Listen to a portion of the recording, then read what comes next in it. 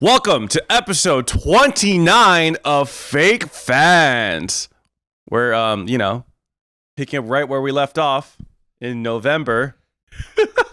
Okay, full disclosure. We recorded a couple episodes, 3 episodes, and then I flew off. Wasn't it 4 episodes? 4 episodes. I flew off to Japan. And Asia. I flew off to Asia. All of Asia. And I came back in January, and the idea was like we would just come back and re-record. We stacked episodes before, and we record immediately after. I got sick for 15 days out of the 30 days in January. Was it only 15 days? No, I'm still sick. Like, I'm not sick anymore. I just have a lingering cough and fatigue. What happened was, and this took me forever to figure out, was I got the flu. And I heard this year the flu is like terrible. I got the flu, and then it turned into pneumonia. It got so bad. And originally I went in, they're like, oh, it's not bacterial. You just leave. I went to the doctor. I went back, and they're like, we should take a chest x-ray just to be sure. Here's a lot of medicine. Take a chest x-ray. You know, I have my doctor, whenever they have really bad news, I don't know if your doctor does this, calls me at an undisclosed time early in the morning, and they try to make small talk. It's really funny. So, they do small talk? So when I first found out that I was diabetic, they called me before my call time at like 9 a.m. And she was like, so like, how's your day?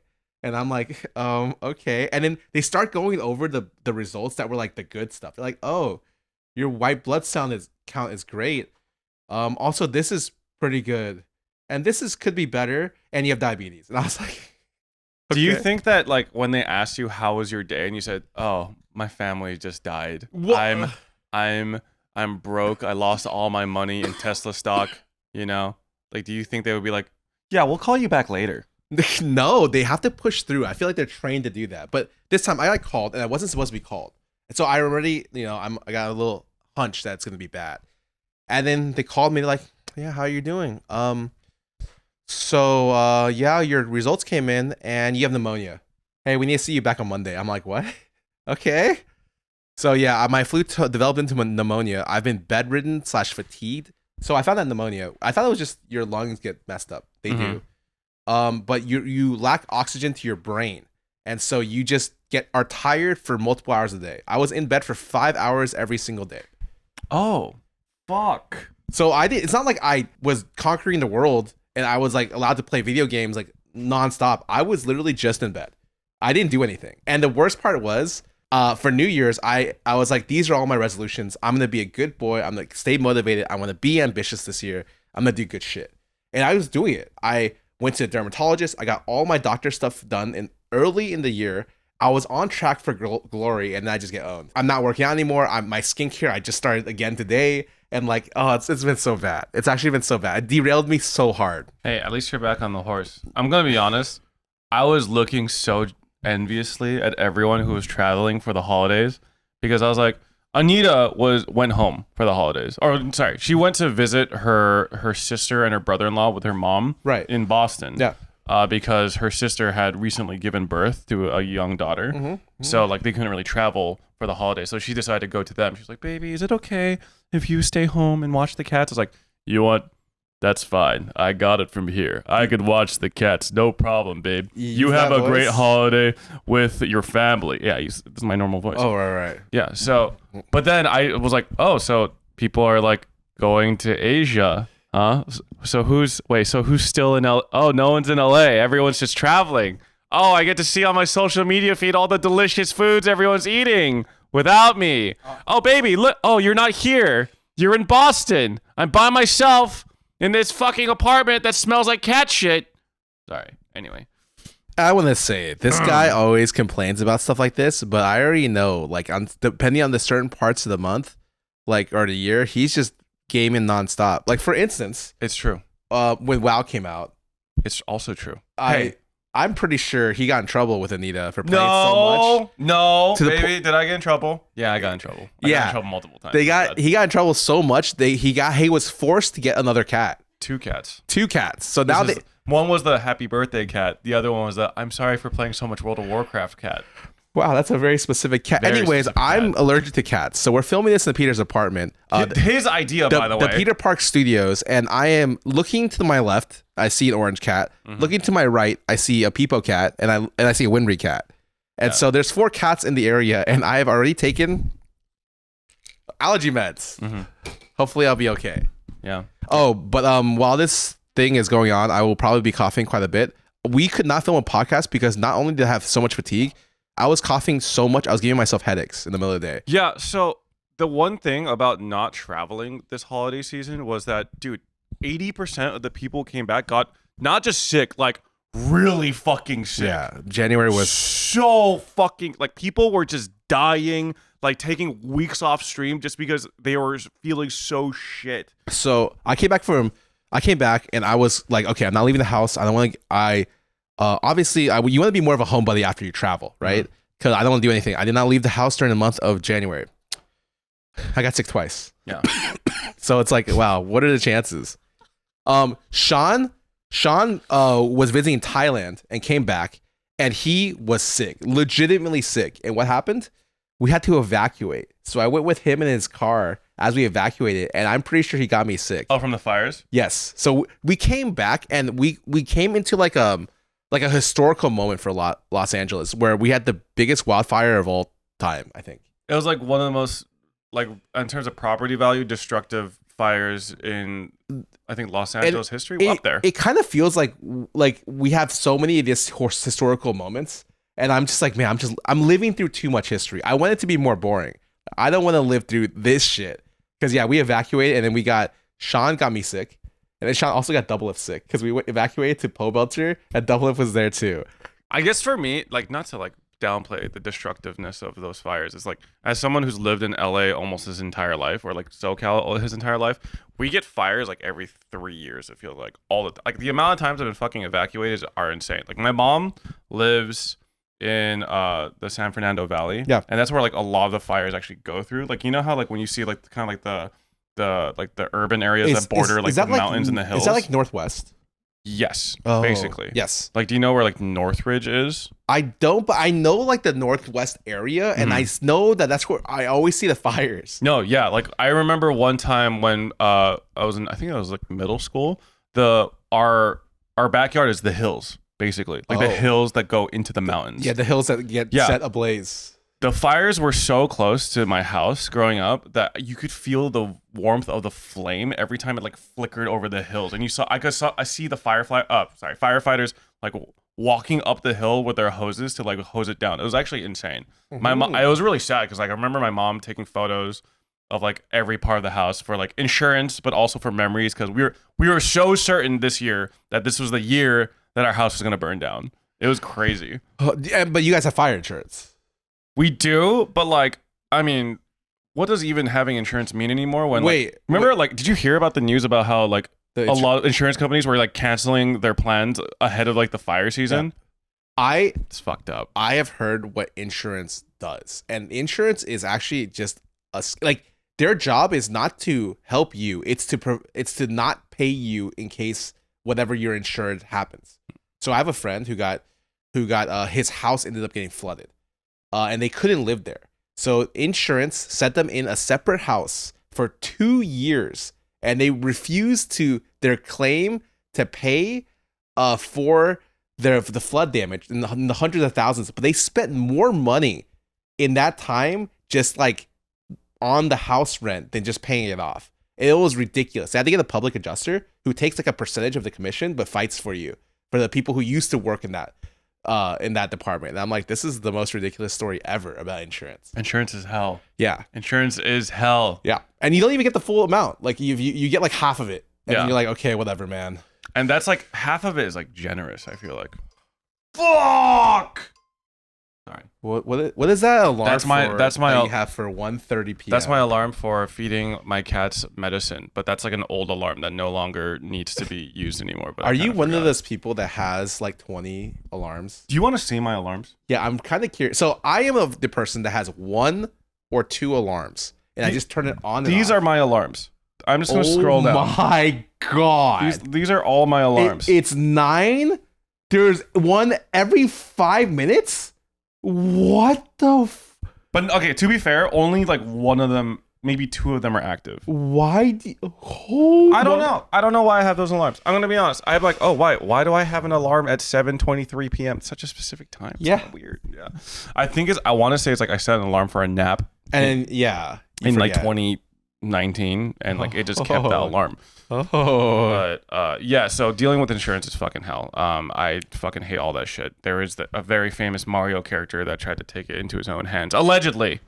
But yeah, I think people are pretty pissed off about the whole insurance situation. Oh yeah, in America, because it just feels like a fucking scam. Yeah, there's a lot of things political in America that's kind of messed up right now. But we're here to talk about more important things. Yeah. So Peter told me recently that he acquired a taste for a beverage that. Why don't you explain? Yeah. So while everyone was gone in Asia, I was really bored and started buying shit off of TikTok Shop so that I could rate it and review it on stream. Okay. One such product was a product called cocaine. So cocaine is an energy drink, I guess, and it has a fuck ton of caffeine, by the way. Like I think it's 200 something. I think it's more than Celsius. 280 milligrams? Yes. This is more than I drink in 2 weeks. This motherfucker has 280 milligrams of coke. Sorry, I almost said cocaine. Caffeine in this shit. For people who don't know, I think a typical Red Bull can is between 80 to 10020. Yeah, and that's about like a typical cup of coffee. I think Celsius is like 200. Yes. And that's considered like high. Very high. Why did you like why do you drink cocaine? So, well, I just wanted to see like what it was like. And do you know what's fucked up? Yeah. This is one of the better tasting energy drinks I've had. Well, I imagine. Okay. But it is higher calorie though. Like I usually drink Juvie. And Juvie is 5 calories per can, right? Oh. Because it uses some like artificial sweetener. I think this is 90 calories. So it's like significantly higher than your typical like energy drink. Also, this has 17 grams of sugar. That'll do it. I think I actually can't drink that. I know you can't have this, but you should give this a try. Let me know what you think. Just like a little sippy. Okay. Okay. This is peach mango. Oh, the flavor is great. Yeah. The flavor is good. Like okay. Here are fake fans. We're not telling you to drink cocaine, but I am telling you that it's quite tasty. Yeah. I can see why people get addicted. I mean, the side of the can says, "Warning. This message is for the people who are too stupid to recognize the obvious. This product does not contain the drug cocaine. Duh. This product is not intended to be an alternative to an illicit street drug, and anyone who thinks otherwise is an idiot." That's what it says on the can. You want to try it, Felix? You should try it while it's cold. Get some cold cocaine. Yeah, Felix is our man behind the camera, and he is. I just want him. I just want to know what he thinks about cocaine. And so this is what happens. The common saying is that the first hit is free, and Peter's demonstrating that right now. It tastes pretty good, man. I'm not gonna lie. It's pretty good. It's pretty fire. Wow, I think I'm wired already. Wow, I think You probably got like, I don't know, like at least 20 to 30 milligrams of. Wow, I think I'm wired already. Oh my god. Yeah. Oh, but on the diabetes note, I'm actually not diabetic, and I haven't been since late last year. That's fucking awesome. I'm happy for you. I think. Okay, so last year I kind of did nothing. I think like my ambition was like pretty low, and I had I was like focused a lot on like my personal self. Mm-hmm. So I ended the year I think down like 25 pounds, and my A1C went to pre-diabetic stuff. That's fucking good, dude. That's huge. I got it checked this January, and my A1C is at 5.4. I think it used to be at 8.9 or something like that. Which higher is worse? Higher is much worse. Okay. So I'm at the point where I am I'm like pre-diabetic, which is really good. And so I'm pretty happy about how it all turned out. And I'm still going to my trainer, which costs a fortune, and I still am getting like 6 meals a week prepared without like anything. So I cheat on it all the time, but there is progress being made on a very slow and steady basis. Your effort's showing though. I see the comments all the time. It's like, damn, Scar looks good, man. You lost some weight. You look good, man. Yeah, it's too bad Valentine's was yesterday. And honestly, wait a sec. Hold on. Whoa. Why does it matter for you if Valentine's was yesterday? Oh, I'm just saying. It's a good thing. I'm just saying. Oh, I forgot to bring it. I was supposed to bring it. I got roses yesterday. Oh, I saw it. I think I saw you gave some to Sean. You fucking slut. Whoa. Did you give or receive roses yesterday? No, I gave flowers. Oh, that's still pretty good. No. So. Oh wait, not yesterday. Oh. Fuck. Wait, did I fucked up? Did I fuck up? I gave flowers to Anita when I asked her to be my Valentine. But for actual Valentine's Day, we went to Little Tokyo, and then we had a really nice dinner, but no flowers. Did I goof? The thing is, Anita made a very.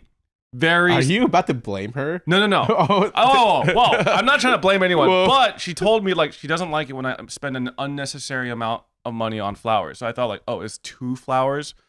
Baby, did I fuck up? She's not listening. She's not listening. Oh, I fucked up. It's over. Oh, She didn't respond. Shit. She walked out the door just now. I'm gonna do some copium here and just say that she's playing Persona in bed right now and chilling. But there's a world where I probably should have gotten her flowers also on Valentine's Day. But I paid for a really nice dinner. Yeah. And I got her stuff from the Square Enix pop-up store, which was pretty cool.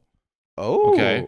And then got Taco Bell for the post-dinner dinner. And honestly, that always hits. Yeah. I don't eat much Taco Bell anymore, but like it's always been one of my like top 3 fast foods. Always hits. I think it's like top 3 for me as well, fast food wise. What is your top 3?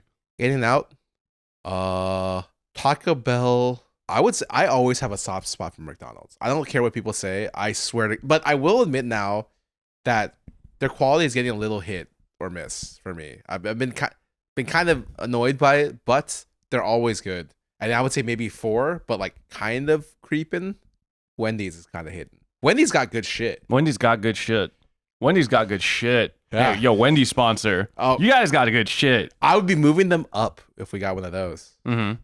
Yeah, it's actually funny. I was talking to Lily about her podcast because she started her own podcast. Yeah, Sweet and Sour, right? Yeah. Love them. And she's like, we've lost so much money on this so far, this podcast. I'm like, oh God, that's how it always starts. It's like you start the podcast, and because like you're trying to compete with other podcasts, right? So the upfront cost is a little high, and then they just launched their Patreon, so they're trying to recoup that. I think we do need to do more thirst traps on this podcast. Dude, I will admit, I was telling him this before, I would like to do more costumes. I think I like any excuse to wear weird shit or different shit than my normal clothing. My main issue, though, yes.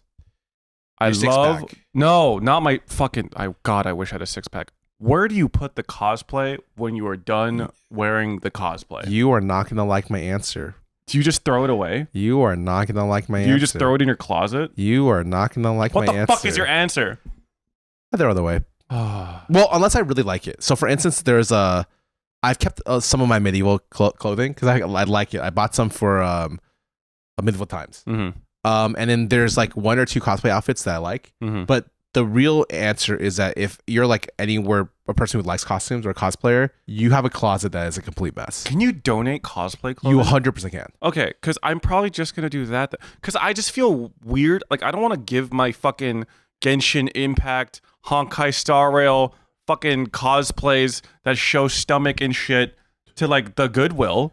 You know? Speaking about Genshin Impact, what's up? Did you hear about the new character as a Veressa? Yeah, I heard that she sits on you. Yeah, okay. So Genshin Impact just released a character that is their heavy character. Their heavy set fat character. She's got an hourglass figure.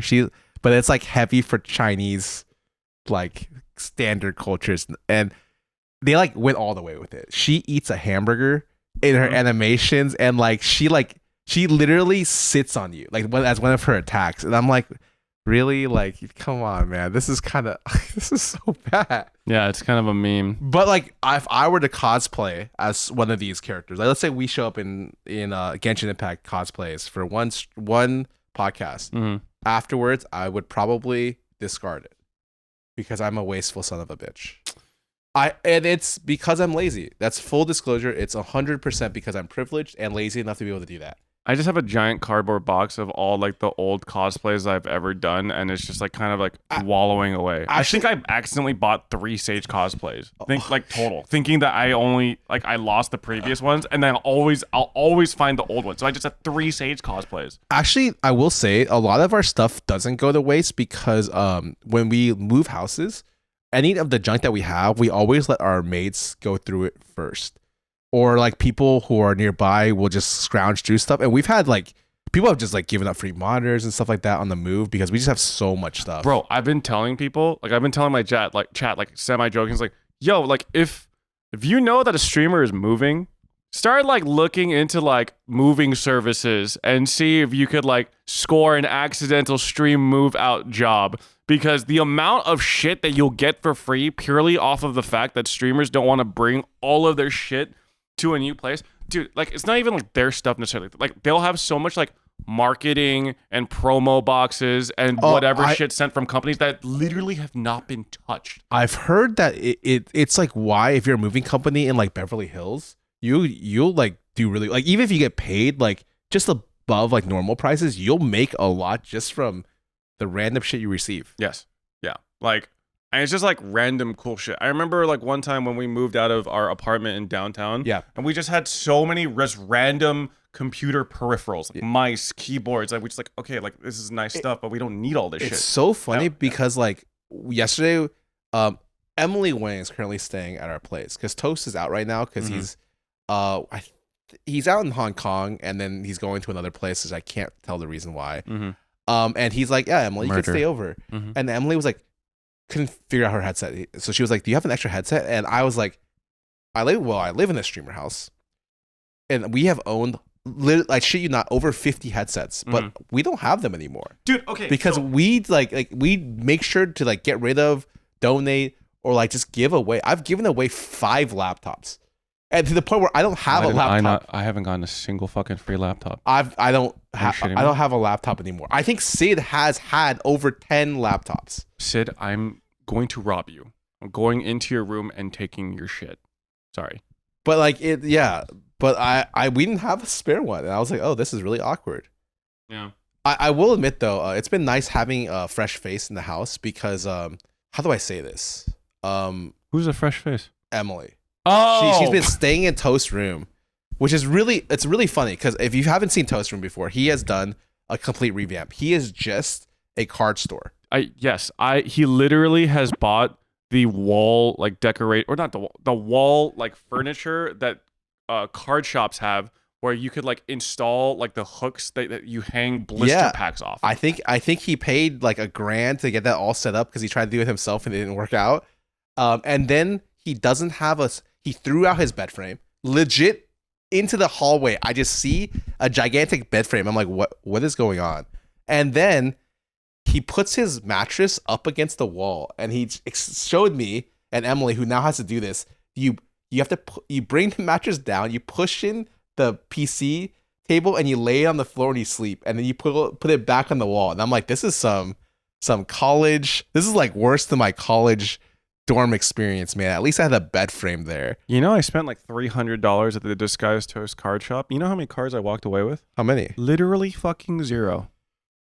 Literally fucking 0. Did you know that I bought like I think 3 ETBs for Prismatic Evolutions off Toast, and you only get the cards if it's a hit, right? Yeah. I got 0 hits, but you know, I was thinking like, oh, you know what? At least I got the Eevee promos. He keeps the Eevee promos, that fucking bitch.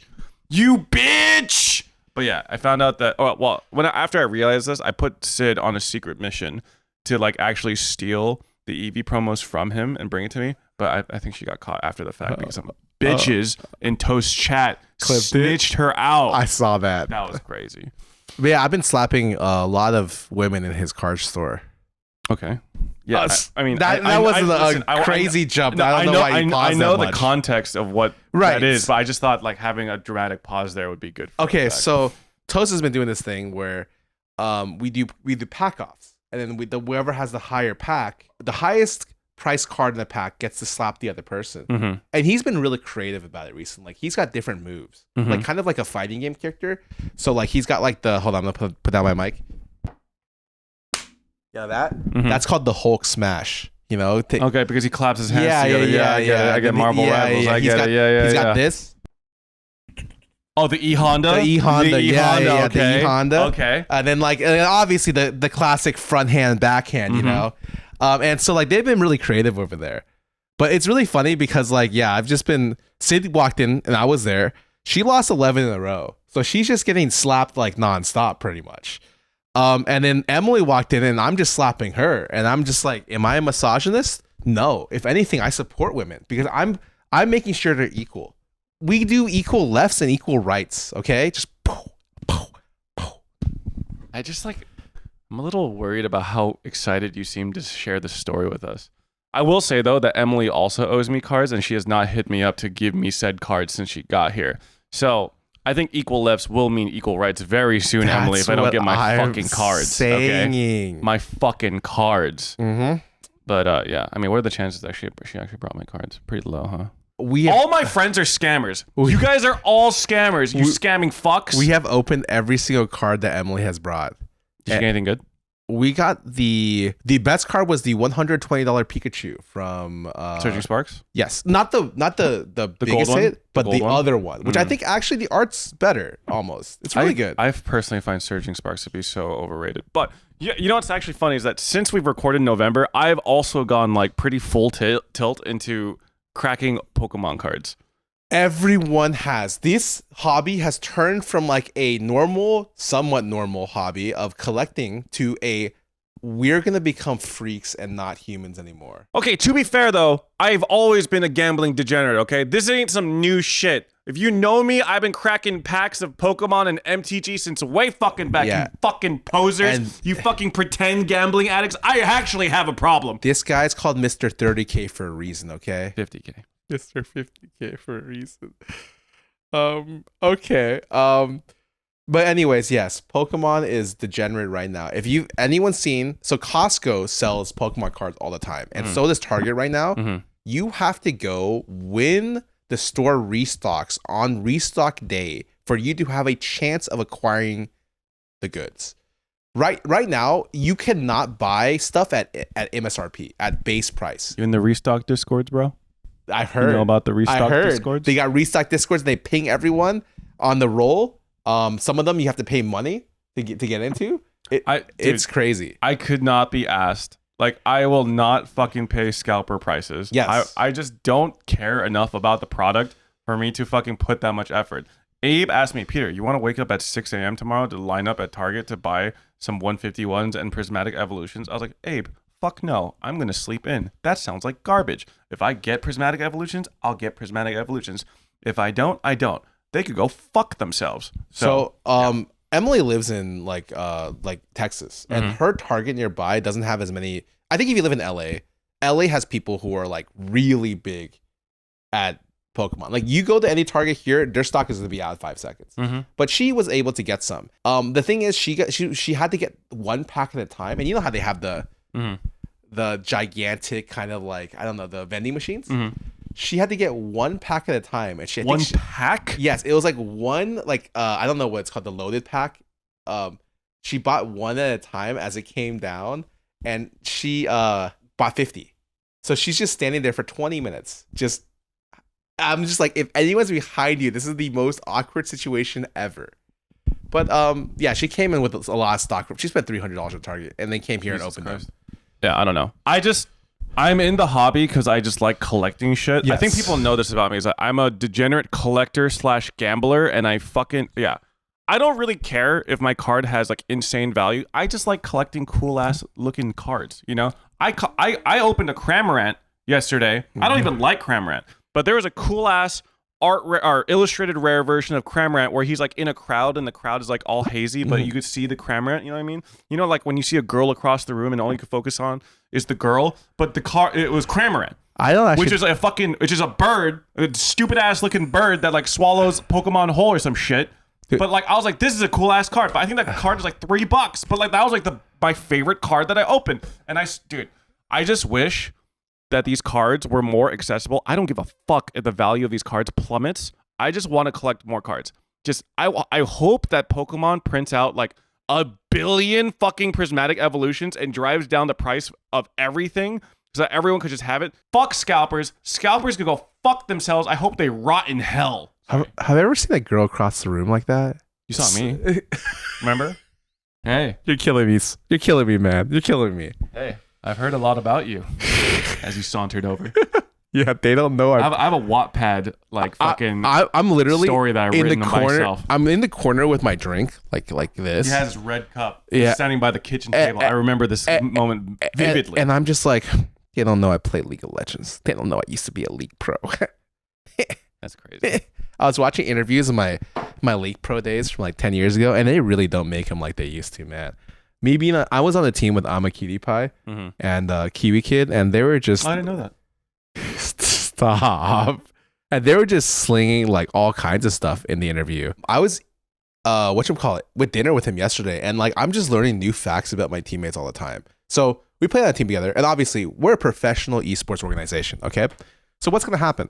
We're trained together for hours a day. We're keep it professional. We are just like the pinnacle of efficiency. And then what I'm slowly starting to reveal is that everyone just was not as professional as I thought, which I already knew.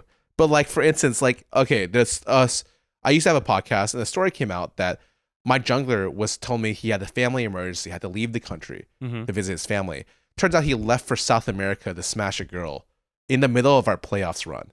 So he watched us after he smashed his girl. He watched us lose with our sub jungler, who was obviously way worse than him. And I don't think we made playoffs that year because of that. And then I talked to Cutie yesterday. He's like, yo, do you know why I didn't like my support? And I'm like, so why didn't you like your support that much? He's like, bro, they were smashing like every night. I couldn't get to sleep. I was like, well, really?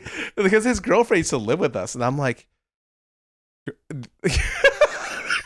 dude, I just learn new lore all the time. 10 years later. All I know is that League Pros get to, they just fuck a lot. They just fuck a lot. They're just fucking left and right. Hey, happy for you, man.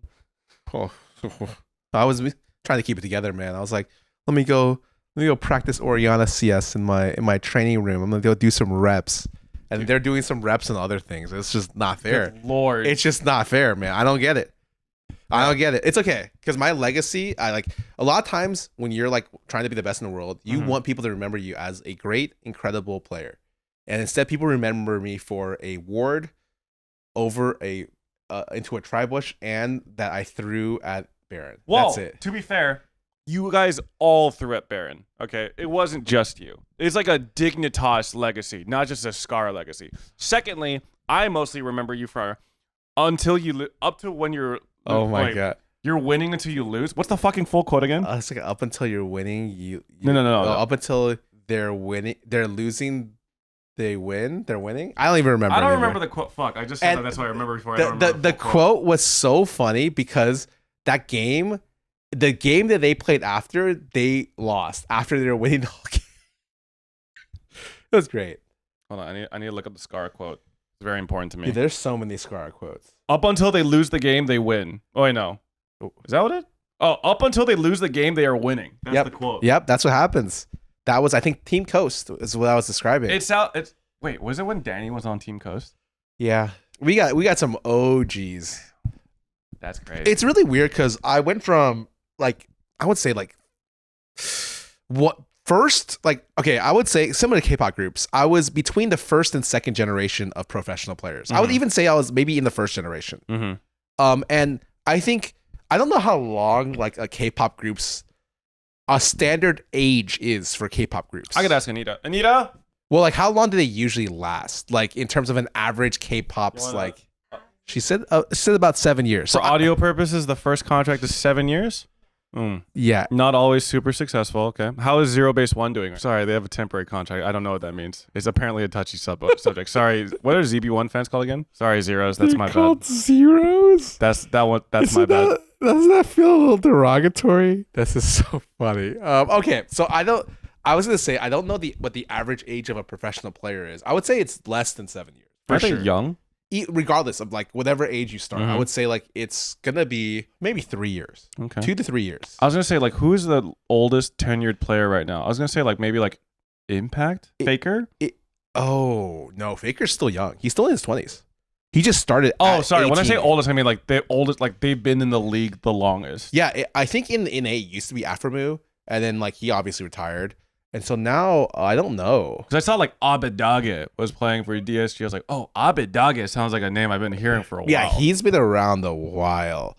It's hard to say. I would say that like there's been pros that have been around for about 10 years. Okay. 10, 11 years. Because I know that I've rooted for my boys Impact and Core JJ. Yeah, they've been around forever. They've been around forever. Those guys are like my goats. Like even though like I'm 100 Thieves, I always root for them like, individually. I hope they do well. Yes. Because I know they're just the goats. So I don't know how I haven't really followed it's called LTA now. Yes. So now there's a new League of Legends team, and my friend Disguised Toast has always found ways to lose money in impressive different ways. So first he signed a Valorant team in tier 2, lost money. And now he's gonna he's in the LTA and he's losing money here. He signed a team and the format is great. So the team lost 2 games or 2 sets of 3, and they're out till April. Yeah. So, hey, Riot, you guys are real cool. My main issue with Riot Games has always been it seems like pro teams have very few chances to like actually play the game. Oh yeah, Because like Dota, CS, etc. I feel like those teams are playing in tournaments throughout the year that aren't like Valve sponsored, but they're playing like the smaller tournaments with lower stakes, but it's still money. But then I don't really know about any non-Riot tournaments that give a money payout other than like Riot don't work that way. Yeah, exactly. So it's just like as a player, you are not allowed to go to tournaments. Nade Shot every fucking year is like, hey, this format's bullshit. We've changed up our roster, lost 2 games, and now we're out for 4 months. What the fuck is this? And I'm just like, yeah, he might be onto something. Yeah, I think him and Toast are like losing money on a team. Yeah, a Riot every year. Yeah, hands. It's definitely one of those things where it's like I want Toast to win. I want Toast to win too, man. I want DSG to at one point win something, and the only thing they ever won is the tier 2 title, which I'm pretty sure I was there. So I was there. I was co-casting the games when they won. It was a great moment. And then I went to dinner with them afterwards. I think the dinner bill was more than what they won for the entire event. That's fucked. I think That's fucked. That's fucked. We had a nice barbecue place. That place is nice. Fucked. That's hella nice. Does DSG have a skin in Valorant? Because I don't know what level of his no, you need to be tier That's 1. what I want for Toast. Like I don't even want him to like win the obviously I want him to win the whole thing, but like let's be realistic here. I would just I hope he's I think it's crazy because like there's no in tier 2, especially in Valorant. Ludwig just tweeted there's no like it sucks to be in tier 2. They've had 5 people poached in the last year from their team. And then it's the same thing for Toast tier 2 league team. They were doing really well. They had their jungler poached. He played 2 games in the LCS and then he was never used again. It feels like tier 2 is just meant to be advertisements for tier 1 teams. Yes, that's it. And it's like it's not like why even make a fucking tier 2 team if it means that you're the best talent on your roster is just gonna get robbed by like a tier 1 team? Because why are there no protections in place to stop that shit? The problem is the protections used to exist for because tier 1 teams used to sign tier 2 teams, but then they had them behind egregious buyout clauses, like 6-figure buyout clauses. So it's like, yeah, you want our top player, pay $150,000 to get him, and I'm just like, oh, I don't know if that's. I mean, I'd pay $150,000 for Faker. Would you? Faker, when I was still in the scene in seasons 2, 3, 4, 5, 6, 7, I think Faker every year was given a blank check by 2 different regions to play for them. I think China was offering them millions every year. I think TL offered them multiple millions to play for their team, in every year, and he always said no. So if he ever wanted to make a lot of money, this is before he like got re-signed to T1 and owns part of like the actual telecom business. Like he could have left for either of those regions for millions. And now I know he's never gonna leave. But do you think there's ever gonna be a time where Faker is so washed that he actually accepts, like he gets that LeBron offer? He doesn't need it anymore. Like he would just, I think, graciously retire and then slowly fade. That's actually so. Dude, like I feel like I've heard the name Faker for such a long time now, right? He is so popular in Korea. Every time I go to Korea and I ask about him, people are like, "Oh, Faker." I'm like, "Holy shit. I can't say like it's like his name is synonymous with success." Dude, I was watching Culinary Class Wars, right? And like love the show, great show. The winner, Napoli Mafia, he's like the winner of the whole thing. Yeah. Spoiler alert, it's been like several months now. But I saw a YouTube video of Napoli Mafia teaching Faker how to cook. And then Napoli Mafia was like, hey, like, I mean, Faker is like, you are like a god amongst all young men in Korea. And I'm just like, holy shit. Like, I knew that Faker was popular, but like in my mind, this fucking Netflix reality cooking show, this guy, the top winner, like revering Faker, I was like, damn, like he really is a household name. It's crazy because Korea is very trendy. It's all about trends there. When you go there, it's because Culinary Class Wars was popping off. It's like I only feel like in Korea and to some extent like maybe some other places that are dominated by shows like that, can you become super famous overnight. So every like top 8 person on that show had their own food in 7-Eleven. Like one person had like a bread, and they only sell like 4 breads a day, and you had to go there at the start of the day to get a piece of bread. And we were doing a shoot there, and then whether our staff comes in, like, we got the bread. And I'm like, oh my God. Like, what the heck? That's awesome. That's awesome. That show makes me so happy because there were like so many contestants that I really liked, but they didn't get like super far. But they got so popular and they got so much like media attention just because of how likable they were, and they like popped off after the show aired. All the top people are opening their own restaurants. They have their own food in places, and like it's just like that. Like you literally become famous overnight. It's the same with Singles Inferno people. I've been a Chef Edward Lee stan since he appeared on Iron Chef. I don't know who that is. He's like the runner up for he's the runner up for Culinary Class Wars. He's also American. Okay. So he was the guy that most people wanted to win because he was like very humble but also very skilled and creative, and he like had a lot of personality. I feel like Korea in general kind of like doesn't have a great outlook on like Americans or like Korean Americans. Oh. But because of him, thank you, Edward Lee, you have improved our reputation in Korea by a lot. Well, I don't know about a lot. Maybe just more for you personally. How do you feel about yourself that you're Korean American? Do you feel like you've increased the like Korean relations, the Korea-US relations? Like how would UN rate you? How would UN rate me? Yeah. Well, I would say America's reputation so far has not been the greatest on an international scale. Right. And so you're telling me you're elevating the relationship. Well, I voted Kamala. So, yes. Would your viewers agree? No. I mean, my viewers are assholes though, to be honest, so fuck them. But yeah, I don't know. I want to be in Asia. I want to go to Asia so fucking bad. You don't understand. I want to be in Asia. I just want to fucking travel, dude. I will be in the Philippines though in the summer, so that's cool. But I also want to. I'm sorry.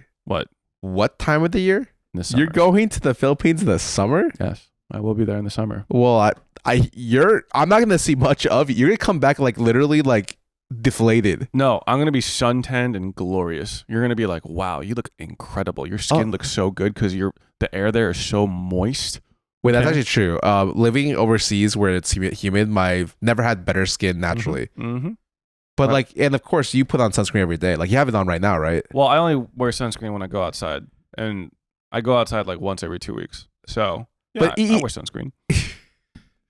The only time, and before Jody hears this, I know you're supposed to wear sunscreen even if you stay indoors. I'm just 100% because you always get sun, like some sort of sun exposure.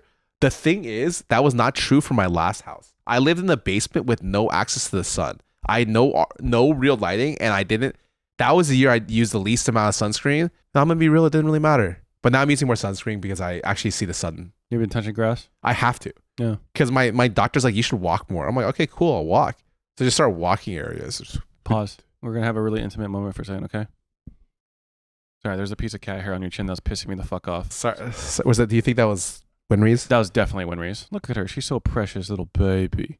But yeah. What do you feel like you made a great decision with your cats? I am very happy with our cats. Don't like it. You know, you could never tell me I regret. You know, like a father, would you tell him like, do you regret having kids?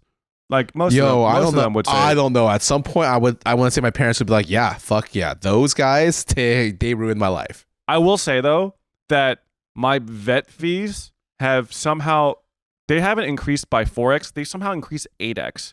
You know what I mean? The increase in vet fees since I got 2 more cats has been like exponentially. I feel like the stress is also so bad because I'm on Twitter with I always see people being like, sorry, I had to go see the vet today. Something came up with my animal, and I'm like, I can't believe how stressed you are. You're just waiting, and then for them to be like, oh yeah, your cat was stressed today, and I'm like, that's it? That's all they say? Yeah, I will say for me and Anita, like we have like a baseline level of stress because of the political climate of America. Not to harp on that again, but also like on top of that, there's just like are our cats dying? Our cats, because like cats sometimes exhibit like weird fucking behavior or like they seem like they might be sick, and then you take them to the vet and they're like, hey, oh yeah, they just like ate something weird, maybe they'll be fine. $500. And no, like, exactly. Nice. Is there like a thing like vet insurance? There is vet insurance. Yeah. We have vet insurance for all our cats, and it still costs you $500. Sometimes, depending on what, because like a lot of times, like we have to take them to urgent care because like we're just like worried. Of like, course. Oh, there's a little bit of blood in their poop. We take them. It's like it's fine. All their levels are good. Vet insurance sucks. Vet insurance are greedy ass. Hey, we went over this before. Insurance fucking sucks, including vet insurance. So yeah, I mean, we're happy if we get maybe like a quarter of what we spent back sometimes. That is. And like, there's a lot of shit that they'll like randomly be like, yeah, that seems like that was like a fucking like what was it called again? The term where they already had the pre-existing condition. It's crazy because like all the cat owners or animal owners I know would like they might not go to the doctor for themselves, but they'll go over to the doctor like 5 times faster for their animals. And then you also get stiffed harder on animal insurance than like human insurance. Absolutely. And I don't know. They're just like, I love them so much, and I want This was them cute to live a happy life. Yeah, Winry's just a happy-go-lucky girl. She just got spayed recently, and she got her stitches out last Friday. Oh. So, but she's good now. She's chilling. She's just chilling. Okay, yeah, I think I have a runny nose because I'm a little bit allergic, but that's okay. Mm-hmm. You chose this life. I'm going to say this. It's not like I'm like, no, I don't want to leave my apartment. We have to shoot here. No, you guys are like, we're shooting at your place. I'm like, honey, Scarra insists that we shoot on the couch. I'm gonna be real with you. I have to tell your place is just better. I would say like let's say like you got some nice natural lighting and your background is better and more entertaining and you're better. This is all Anita, by the way. Anything good about this living room is all Anita. If this was my living room, it would just be boxes with a TV stacked on top. I'm not fit to live in like an apartment setting furnished for other visitors. I'm like a fucking dungeon troll, and this goddess from above found me and plucked me from the hells from which I came. Dude, I like don't know. Like at some point in the future, I think I might move overseas. And I'm thinking like about living. You're gonna move overseas? Maybe. I'm thinking about living with myself or whatever, and I'm just like, how do I even do that anymore? Like I only know how to live with other people. I've lived with other people for like 7 years. To be fair, I feel like, I mean, this might just be like rose-tinted goggles, whatever. Yeah. I do feel like, let's say Japan, for example, way more walkable cities, way better transit, way better everything. That's true. It's a lot easier for you to just like find yourself in a like. I guess also, and eating out every meal in Japan doesn't feel as bad as eating out every. I feel meal like doesn't break the bank, and also you're less likely to gorge yourself. I think. I don't know. I'm not sure, but he's never seen me in Japan. Bro, those sushi convertibles never saw me coming. I've literally seen you in Japan. No, he's never seen me. He's never seen me there. Those guys know me by name. Did we? Like, oh, William song. As I walk remember, in. we got the fucking Fami Chikis while we were drunk. Scarra-san, welcome. Wait, what kind of establishments are you visiting? The ones where there's sushi. This feels a little racist. I don't know. That felt a little racist. I'm not sure though. But we're gonna move on from that now and talk about. Speaking of Japan, hey. What is this podcast about?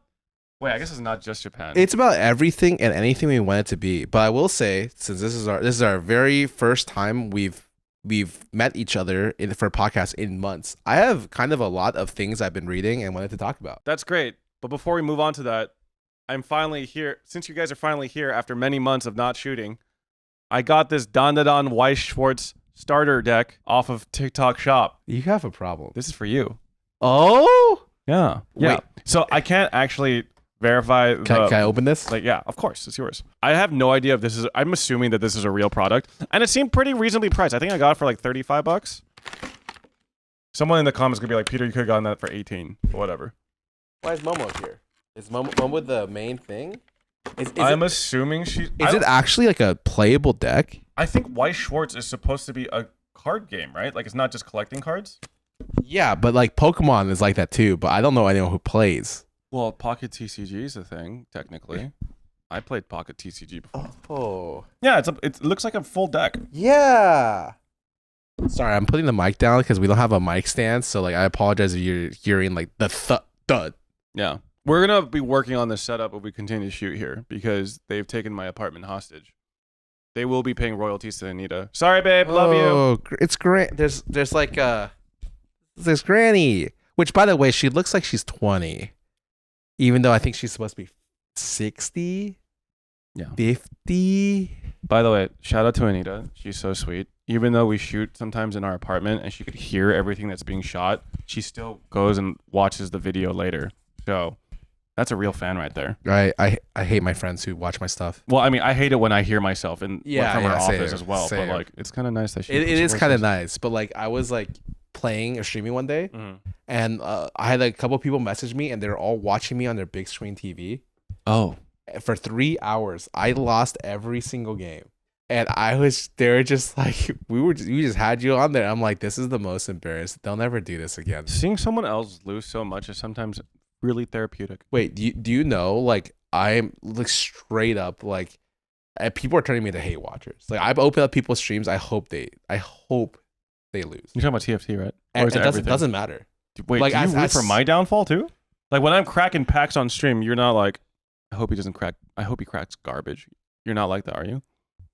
What the fuck, Scarra? I think it's kind of funny though. Okay, I don't do it for people who actually get sad because it feels like you're beating up someone like as they get giga tilted. But if it's that like, sounds like something you would enjoy. I'm not gonna lie. No, like, okay. I like that. He's getting shit out of. We have some mutual friends that literally I close their stream after they lose like 3 games.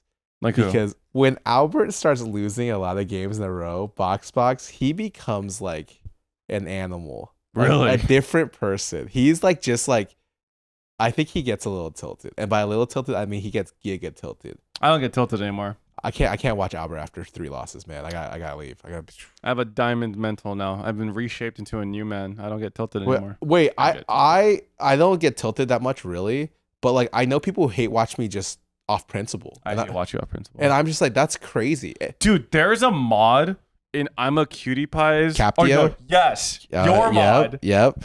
One of my viewers was like, wait, Peter, do you know about this one Scarra mod? This is his chat history. It's just the biggest hater ever. And like Emily brought, like, I think it was Emily that looked up his chat history, and it's just him shitting on I'm a Cutie Pie for like fucking 5 years. 5 10 years. years. Yeah, he's my mod too. He's great. That's insane. And I'm just like, I was thinking like, if I had someone like that, I would 100% ban them. But Cutie is for sure the type of guy who finds that shit to be fucking hilarious. Oh yeah, no, I hate watch Cutie all the time. Like I prey on his downfall because I swear to God, he is my biggest hate watcher. He'll he knows my day by day more than anyone else in my life. Because I'm whenever I meet him, he'll be like, "Yo, yesterday when you lost those 4 games, and at minute 37 when you did that roll down and missed everything on TFT, that was fucking great." I was like, "What? This guy legit is my biggest op. I swear to God. He hopes I lose every game. And conversely, I hate watch him. And I pray to God he loses every league game. It's actually like I pray on his downfall. Keep your friends closer and your haters closer. I swear Kendrick was right. Yeah. Like ever since I modeled myself more off Kendrick, I was like, damn, life is actually pretty nice. Because when the hate flows through you, you're more ambitious. Like you want to do more things. I'm waiting for the Scarra cipher. I'm waiting for the fucking diss track on Cutie to drop. That would be, dude. If you drop a fucking diss track on Cutie, that would be the greatest piece of content this side of the century. I'm gonna drop a diss track on you. On me, bro. I'm the nicest fucking guy. What have I done? Hmm? Anyway, so what you been reading, bro? Oh, okay. Wait. So before we get into stuff that I've been reading, I've just been looking at the deck real quick. The one thing about Weiss Schwartz that I'm not a huge fan of is It's like screenshots. There's screenshots of the manga / anime, right? I think it's mainly just the anime here, right? Mm-hmm. And I think that like Pokemon does a great job and Magic because they have specific artists. And I'll be honest, the Pokemon art is kind of crazy sometimes. Like everything from the Moonbryon to like the Bubble Mew to like all this stuff is like, wow, okay, they're not worth $400 to like $3,000, but they're really nice. I'm like spoiled because like I only really pay attention to the cards that are like fully illustrated or full art or whatever. But then sometimes I'll like look at just like a regular card with just like the normal formatting, and I'll be like, wait, the art on this card is actually so nice. Like, yeah. And like you don't really think about it because like people are like chasing the super cool, even when I cards. was opening 2 days ago, I was like, oh, this is cute. Like there's like a Doug trio and they all are wearing like I think something on their head, and I'm like, oh, this is cute. You don't know about Alolan Doug Trio, bro? What's a Alolan Doug trio? Alolan Doug Trio is a variant of Doug Trio that has the long blonde hair and they're like tan surfer bros. What? Is that the one you're talking I about? think so. Yeah. That's Alolan Doug Trio, baby. Sorry. Do you not know about Pokemon variants, like regional variants? No. So there's like regional versions of the same Pokemon that are just like inherently different. So like they're like Alolan, I think it's Alolan Sandshrew is like an ice type, and it looks like an igloo. That's kind of cool. Yeah, and like the Alolan Sandslash is like covered in like ice spikes. So like have you not seen like a Alolan Executor where his like he looks like a palm tree, his neck is hella long? I'm not gonna lie to you. The only thing Pokemon I know is when I watch my friends open packs or watch TikTok people open packs, and they're like da da da da da da, and it's whatever. Except for my friends are not that lucky. I realized. Like I think. Okay, I would say that I'm decently lucky. What have you opened? I've opened a few demigod packs now, which is they're like loaded pretty hot. packs. Yeah, that's pretty hot. But no god packs yet from anyone. Not from me. Yeah, I haven't gotten a god pack yet. I don't To be think fair though, anyone's I'm gotten not one. like I'm only getting product if I could get it at like a normal price. Right, and I think be that's honest. smart. And I think that also limits your exposure. Yeah. Okay, before we go crazy on this, let me explain. There's something interesting I've been reading. A new genre, I would say, an exciting new genre. Have you guys ever heard of Manhwa?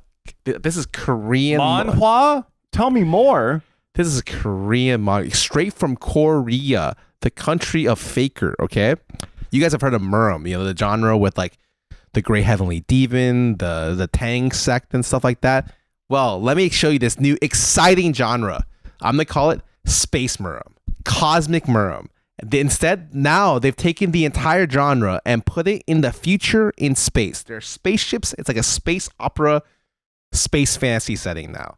And there's a couple that have been coming out that I'm like, this is kind of interesting, kind of different. And I think I just may have just been completely brain rotted and I just enjoy these a little far too much for them to be good. Wait, so what makes them different? For instance, here, let me go show off the first one that I've been reading. This is one of the. So this is a quote unquote new genre, or you just found it out? I'm just making this shit up. Okay, But there's two of them that have come out that are pretty decent. I'm only going to share one of them because the other one I don't actually think is really that good. But this one's Cosmic Heavenly Demon 3077.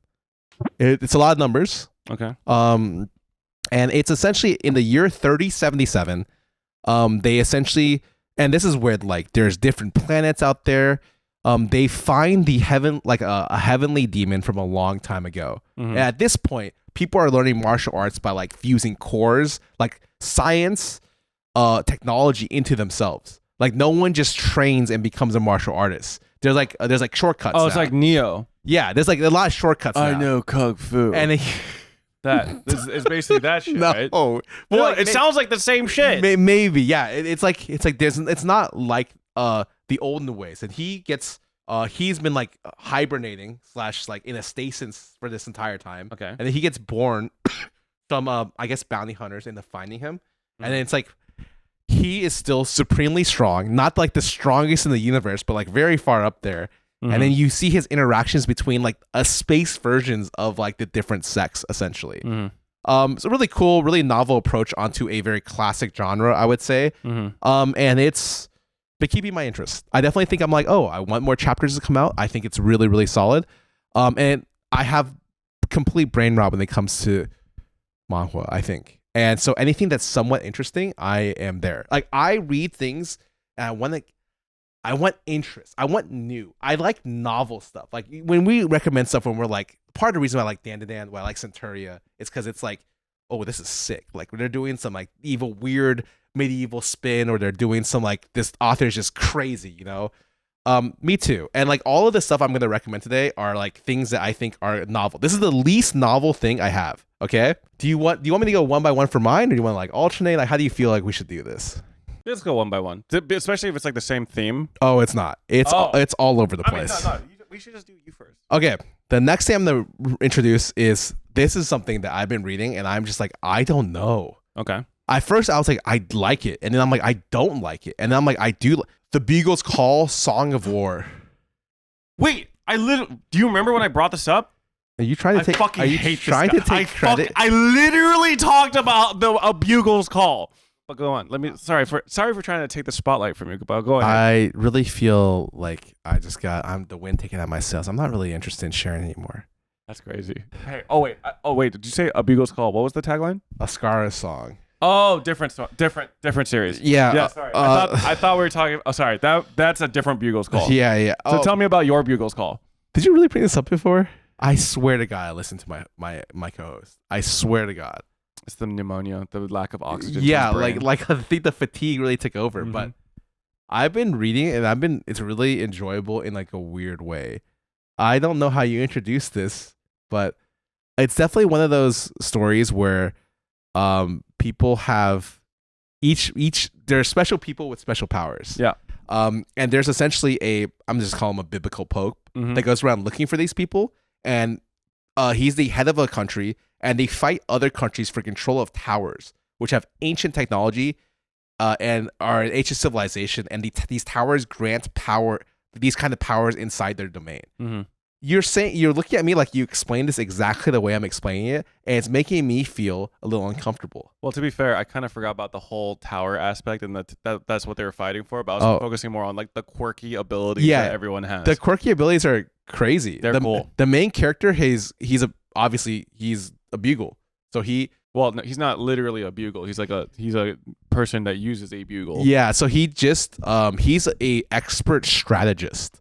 He uses the bugle, and it lights the way, and it creates like essentially a visual lines that show the army that you're controlling where to attack, as well as increases their morale. And so he's like leading the entire army from the very back using these like illuminating lines. Like they're being microed and macroed like it's StarCraft. Yeah, it's actually crazy. And then there's like a main character that she is ungodly powerful, superhumanly powerful, but she has a mind of a child. Yeah, so that's like the one thing I remember being like, oh, this is kind of weird. Was like the main character is like romantically attracted to this woman who is like she does look like a fully grown ass woman, but she also has the mind of a child. So I'm just like, ooh. You know what that reminded me of? What? You know Invincible? Yes. So, and there's also that one girl that the more she uses her power, the more younger she gets. And then the more powerful she gets as well. Yeah. So she loses years off her life, but not in the conventional way. Yeah. And then there's someone who is like her love interest essentially on that show. Yeah. It kind of reminds me very similarly, and like gives me a little bit like ooh, it's a little icky.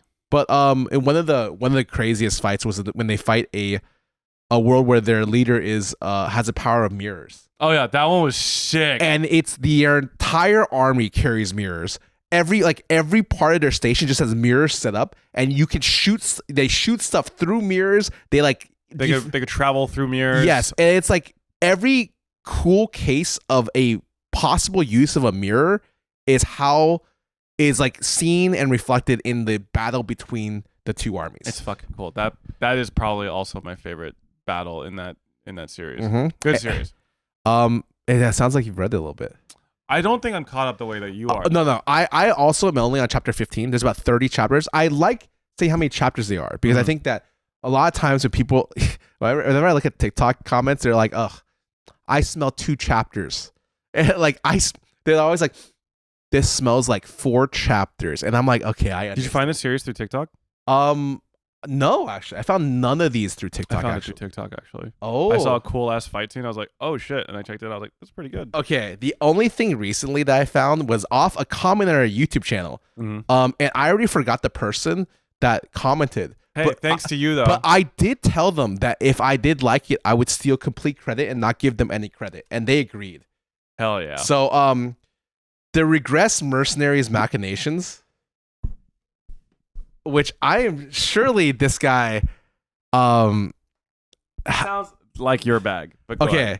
Let me just say this. It's essentially exactly what it sounds like a typical Korean manhwa shonen, obviously. Okay, like he regresses, obviously. The really big thing about this is the way that they do fight choreography and fight scenes is very, very unique and cool. I am very surprised every time I see every single fight scene, and I'm just like, wow, they're doing. How do I say this? A lot of the fight scenes are really boring. It's 2 people with swords, and they like clash, and then you see like arcs of swords. And then you maybe see like a big motion with like lights sparking, and then that's like the fight. A lot of like sword waving, some clashes, and then the final strike. And then this one is like very different angles, all kinds of different, I think, like acrobatics essentially thrown in. And the characters are really cool. One of the characters that gets recruited is the leader of an old mercenary army, and he's like an old grizzled dude. Like it's like the archetype that I think you like a lot, where they're old, chiseled, they've been war hardened, and he just uses every weapon. He just pulls out like an array of like 10 weapons and just uses them all in the middle of fighting. I think this is one of the the stories that gets carried a lot by the story itself is, I would say, honestly, pretty okay. He regresses. He tries to get his power to be more powerful than how he regressed and change how his life went. Really straightforward. But just like he recruits people to make that happen. His party gets really, really interesting because everyone's different and all the fights look really awesome. I think the art and the fight choreo really carry the series to like a great degree. It's got 20 chapters. It's like the regressor of solo leveling, sort of. Pretty like mid run of the mill story, but like really, really, really cool action, really fun choreography. I would say the action choreo is better. Well, I would say the art maybe not as, because the art when solo leveling first came out was incredible. Okay. Like literally people just copied it. The studio itself just copied it and made other things. Mm-hmm. But definitely this is one of the things where, yeah, it's very unique. I would say, and it's fine. I really enjoy it. 20 chapters. Cosmic Demon is 37 chapters. 32 chapters. I think it's like, yeah, in the mid 30s. Yes. So everything I'm recommending tries to be more than like 20 chapters so that people get a real good taste. But you know, we read stuff pretty early, I would say, because we're pretty voracious readers and we're just bored. We're just fucking bored. We're just looking for shit. Have you seen the amount of people who've really, really liked Ichi the Witch?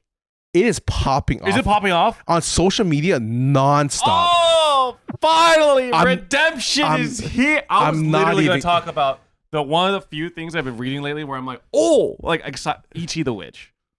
It's finally hitting its stride right now. Okay, yeah. I kind of agree with you because I caught up, but Did you read today's chapter? No. There are so many panels of the Scarras. So many. They're like, she's beautiful. She's awesome. She's gorgeous. She's queen. She's queen. Literally so many. I think people are like, this is part of the next big three. I'm like, whoa, we're throwing this big three shit around all the time nowadays. I don't think big three is a thing anymore. Yeah, it's not. But they're just throwing. It was like people like, I saw a TikTok like the new big three question mark, and it's just Kagurabashi, Ichi the Witch, and like something else. And I was just like, I think I think Kagurabashi is pretty good. Like I've come around on that series. It is actually good. I don't find it to be nearly like big three, but like also maybe I'm just stupid because I thought Black Clover was like big threeable. Oh no, I think in terms of popularity, it probably is. But like in terms of like, I think the anime did irreparable damage to the reputation of that series in the West. Irreparable damage. That's fair. Like the fact, I don't know how you cannot have like an annoying screaming character for an entire season. Like was Naruto an annoying screaming character? Or was he like more balanced? I don't really remember. To be fair, I actually didn't really watch the anime for Naruto that much. I mostly watched or just read it. I think the Western dub was not good. Okay. Like in terms of like it was kind of like that, but he was maybe more or less. Did he really say believe it as many times as I think he did? I don't fucking know. I don't know. I actually don't know. Like because when people are like databayo, I was like, what the fuck are you talking about? Because I only read it. Believe it. Oh, Jesus Christ. But I think that a lot of the early dubs were just not very good. And obviously, VA has gotten a lot better in the West. So like it's gotten so much better. Like even if you listen to like the normal English of any of the modern day anime, it's like completely fine. Or if not pretty good, that's a lot of situations. Where it's an actual viable choice. Before, subtitles only. Legit, the quality was just not incredible back then. Even if one or two people were good, there was always like a couple that were just like, it's not that good. Yeah, voice acting as a whole, like, definitely has gotten a lot better overall. Like, I've even noticed in like dubbed like Japanese games. Like, I played Final Fantasy VII Remake in almost only English, I think, exclusively English. And it was good. It was good, yeah. And I also played Rebirth. I didn't finish it, but like also in English, and I thought that was good too. So I think just dubs have definitely gotten significantly better.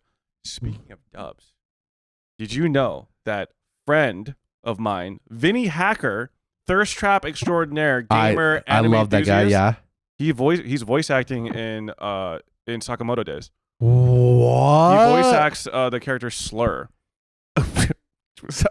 Yes, I know. That's right. Yes, that's right. They got a straight white male to voice a character named Slur. But That is such a bad name for a character. I still think it's really cool. I think no, that's awesome. And Really cool. Sakamoto Days is something where we could talk about after you're done with your thing. We should talk about the current anime. I'm just gonna give it another. So I'm not caught up on anything Same. about it, but like knowing that he's has a role in it, I definitely want to like pick it back up again. And I heard good things about the anime. I'm a big Sakamoto Days reader. At least the first 120 chapters. Okay. And I could say that it's just like what it does. It's like hard to find something that represents that kind of action plus comedy in a way that doesn't feel like cringe. It's like there's definitely like a really awesome cool factor when you see like the main character do awesome, insanely cool shit, but it keeps itself very grounded in its comedy.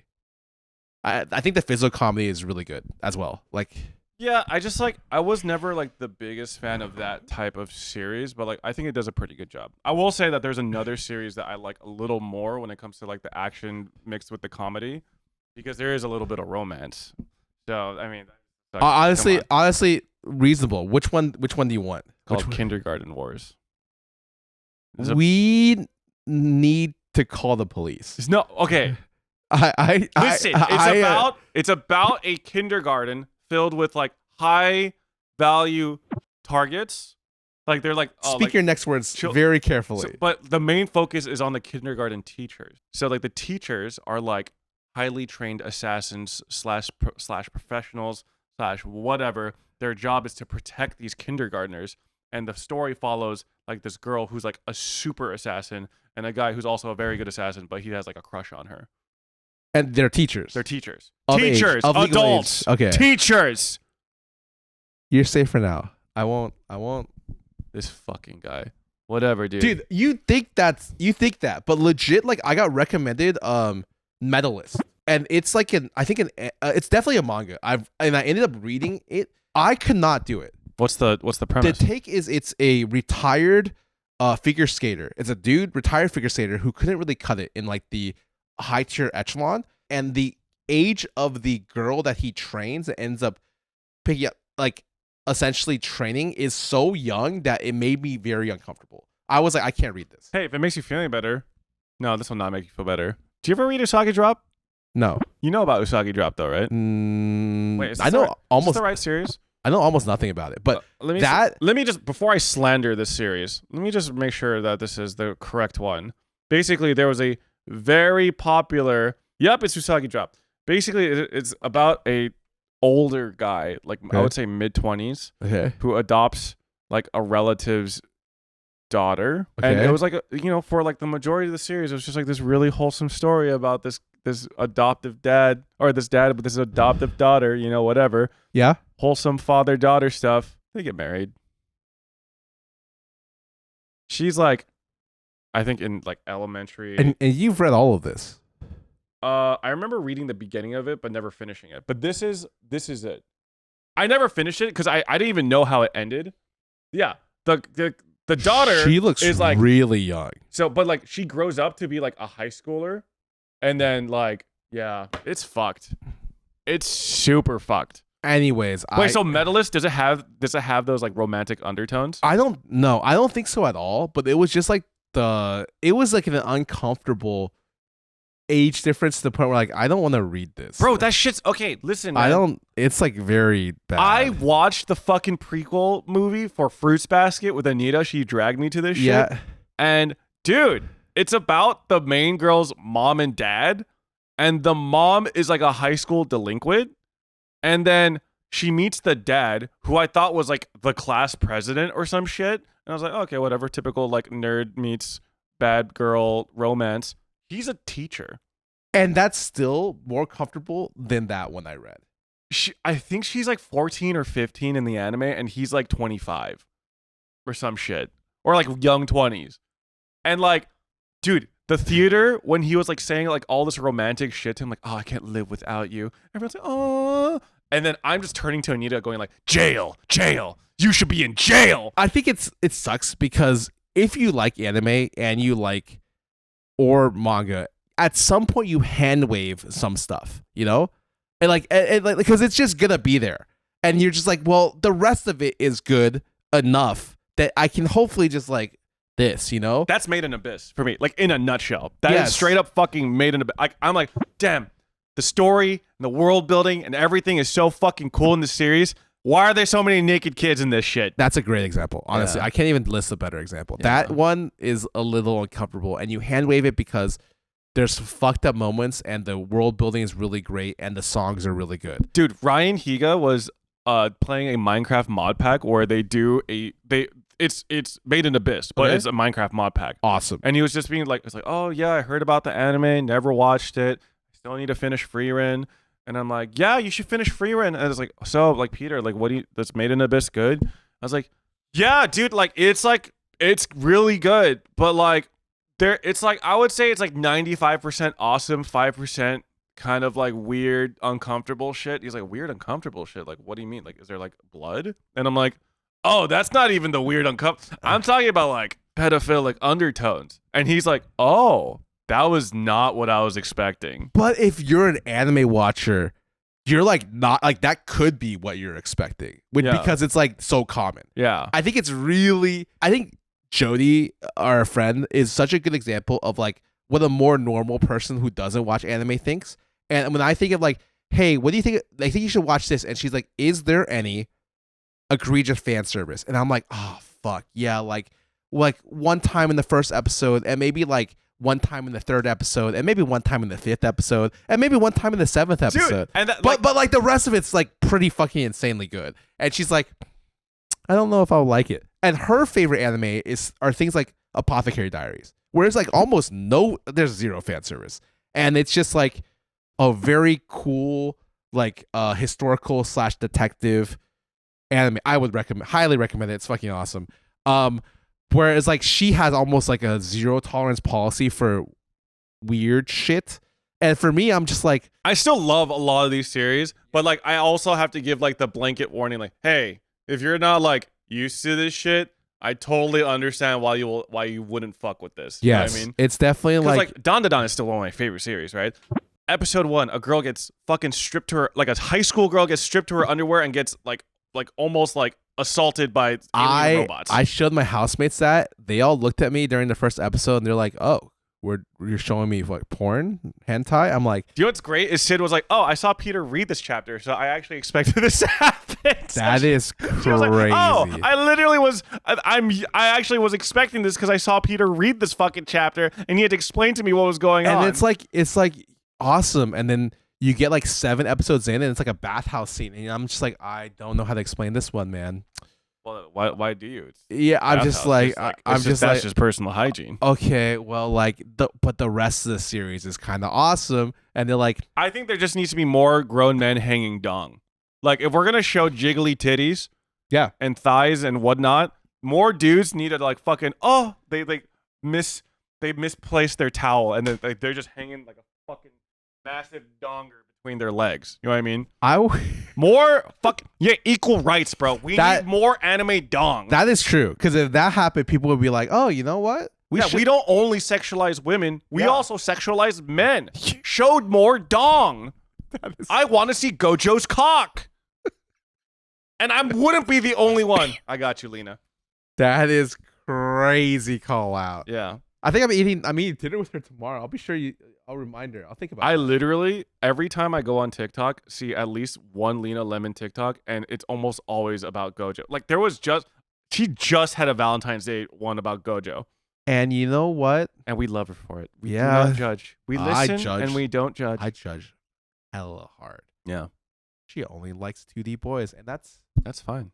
I'm just glad that my girlfriend found one 3D boy she liked. Do you see all these fucking anime figures? None of this shit's mine. She's a bigger weeb than I'll ever be.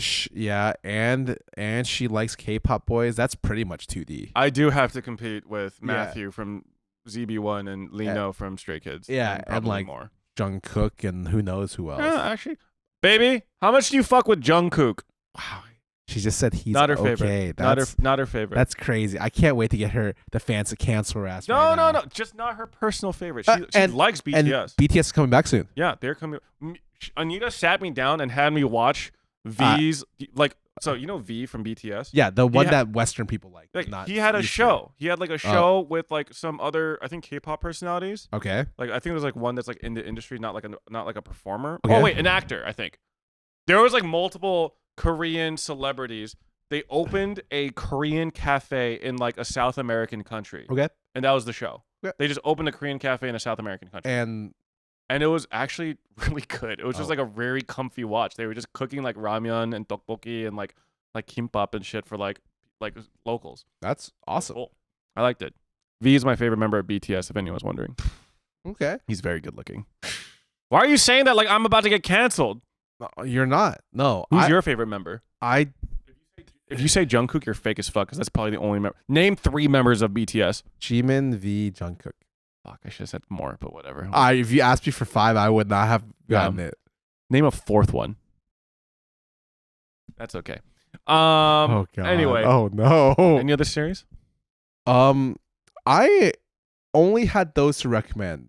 There's a, I think of the ones that I've read recently, I did bring a Monochrome Days beforehand, and I just started reading on the way here, and it has like sky high potential on the first chapter. What was that one series that you highly recommended? It was like with the boy. He has like no memories. Kai-Hen Wizard. Have you been caught up on that? Sorry, I just like randomly I think remembered there's that. 3 chapters I haven't read, and there hasn't been that many chapters. It's one of those things that updates really slow, so I'm like, I don't want to just read. Oh, is it a one. monthly? I don't know. I feel like it's a monthly then. It's like really insane, and then I was just like, oh, there's 3 chapters. I'm not gonna catch up. It's something you binge in 2 years. Yeah, the only thing I really caught up to with has been okay. I've had to read a lot more because Manhwa went on its whatchamacallit, Return to Manhwa, which is one of the 2 things I read every week. Is that the most popular Muram? I would say it's the best Top one. 3? Easily. Okay. Went on its hiatus because Okay. season 1 completely finished. And then so now I'm forced to read something. Pick Me Up is in this arc that's like, Oh, I haven't read. I think Pick Me Up is like one of those things where it's like it started accelerate to a peak, and it's now been like Kind of like plateauing a little bit. it's like kind of wavelengthing.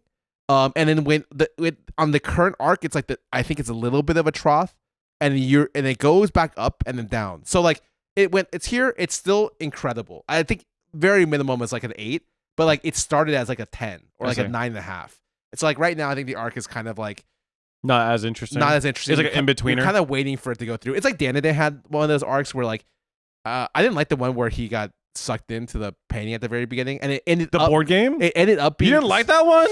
the beginning. The of beginning it was kinda was slow. like you had to get to the point where they got to like the painting, and then it was just like, who are we looking for? What the heck is this guy? Yeah, there's not like much backstory. Yeah, and then finally you're at the end. You're like, holy shit! Yeah. I get it. What do you got? For me? Yeah, what do you got? God, this feels a little sacrilegious. I feel like I haven't been engaging in a lot of manga / anime lately, other than like the basics. Like, I think Chainsaw Man's really good. Chainsaw Man's real fucking weird right now, but in like a, I like it. I was just telling people that I like authors that are like that do like outside the box stuff. I hear Fujimoto's got it. He's got it like that. Dude, they're like, I am not caught up. okay, Fujimoto is basically, damn, you're not caught up? Fuck. Catch up. So I want to talk I'll about this catch because up by next week. like just imagine like the god of death, right? Okay. The demon of death and war. Okay. Sorry. The demon of war is like a kind of like a horny high school girl. You know what I mean? I know who she is, but I'm like I know, but like I'm like that's on like full display right now, where like it feels like the demon of war is trying to, the devil of war is trying to be like calculating and manipulative, but she's also kind of being ruled over by hormones, and it's like such a funny but interesting thing to see. I have seen a lot of people say that they hate this current arc. I think it's fucking funny, and I like it a lot. Chainsaw Man. So I really like Chainsaw Man. I think Ichi the Witch, the last like 10 chapters have been amazing. Like so good. With the introduction of like the big bad. I want them to delete the shark arc. That arc almost made me drop. I like the shark arc. I think it's actually cursed with how well it started. Yes. That it made that arc seem bad. I think that it was like a fairly average chapter that made that it was worse. For people that don't read Ichi the Witch, Ichi the Witch is, we talked about it at the very beginning when it was one chapter. He brought it up. 2 chapters. He was like, "This is gonna be the next big thing." And I was like, oh shit, I was reading it, and we got to an arc where there's a shark. And each of the witches is about a boy, the first and only boy witch in a place where you can only have female witches. Yeah, in a world where there's only women as witches, a feral boy that was raised in the woods as like a hunter ends up becoming the first like documented male witch. And one of his quests, or one of his early quests, is like take down I guess like a shark. Yeah, so basically how magic in this world works is magic is manifested as like living creatures, and in order to like control the magic and like possess the power for yourself, each of the magics has their own trial. So they basically ran into this very vain kind of weird Gyaru ice shark, and she was like, yeah, make me feel like beautiful or something. I forgot what the exact trial was. She was essentially indestructible, and you had to go past her fashion trial. And I'm like, I'm reading a shonen, or I thought it was, and we're with the strongest badass witch in the world. We're with this male hunter who spent his entire life hunting from the darkness, and they're doing fashion, and which is like a cool comedic kind of cut. But it happened in a way that I was like, I'm dropping this shit immediately. I Peter, feel like you son of a bitch. I feel like this chapter should have happened at the conclusion of like a bigger yes, arc. You know what I mean? It went too early because like you're trying to get into like the grip of like the cool parts, and it sends you into a comedic bit before you've really kind of like attach yourself to the characters or done anything. But now they did it. They did the arc. They did the fucking mushroom magic arc when they introduced the big fucking bad, and you realize how badass Ichi is and Discaris is. Discaris is shit. And then now we're in like this follow-up chapter where there's like more character development between Discaris and Ichi, and it's, oh dude, it's so good. It's everything I wanted it to be. I fuck with it. They introduced the big bad, and then it showed off Discaris like magic. Yeah. For the first time. Yeah. And then she is like, she's so fucking cool. She's supposed to be the Gojo of her universe. Yeah. Comments that I've seen, and I'm like, wow, we're gonna say that about every future. Like, I don't want to say the Gojo anymore because I feel like that's weird. Yeah. So instead, we'll just say the big three. The big That's the big three. Yeah, this is Jiraiya from the universe. No, don't say Jiraiya. This is the Orochimaru of the universe. The Aizen. Actually, the Aizen I would say the Aizen. The Aizen would be a compliment. The Aizen is definitely. I think no matter how much you like, kind of disliked how poorly Bleach ended, or like how bad the like later arcs were, I think everyone can agree that Aizen is probably one of the best. Okay, well, this is totally subjective, but I personally think that Aizen is one of the best villain characters in almost any series that I've read. I think Soul Society is just a goated arc, and it's so telling because Bleach keeps doing games and like. Winry. Sorry, I got a tail full of Winry.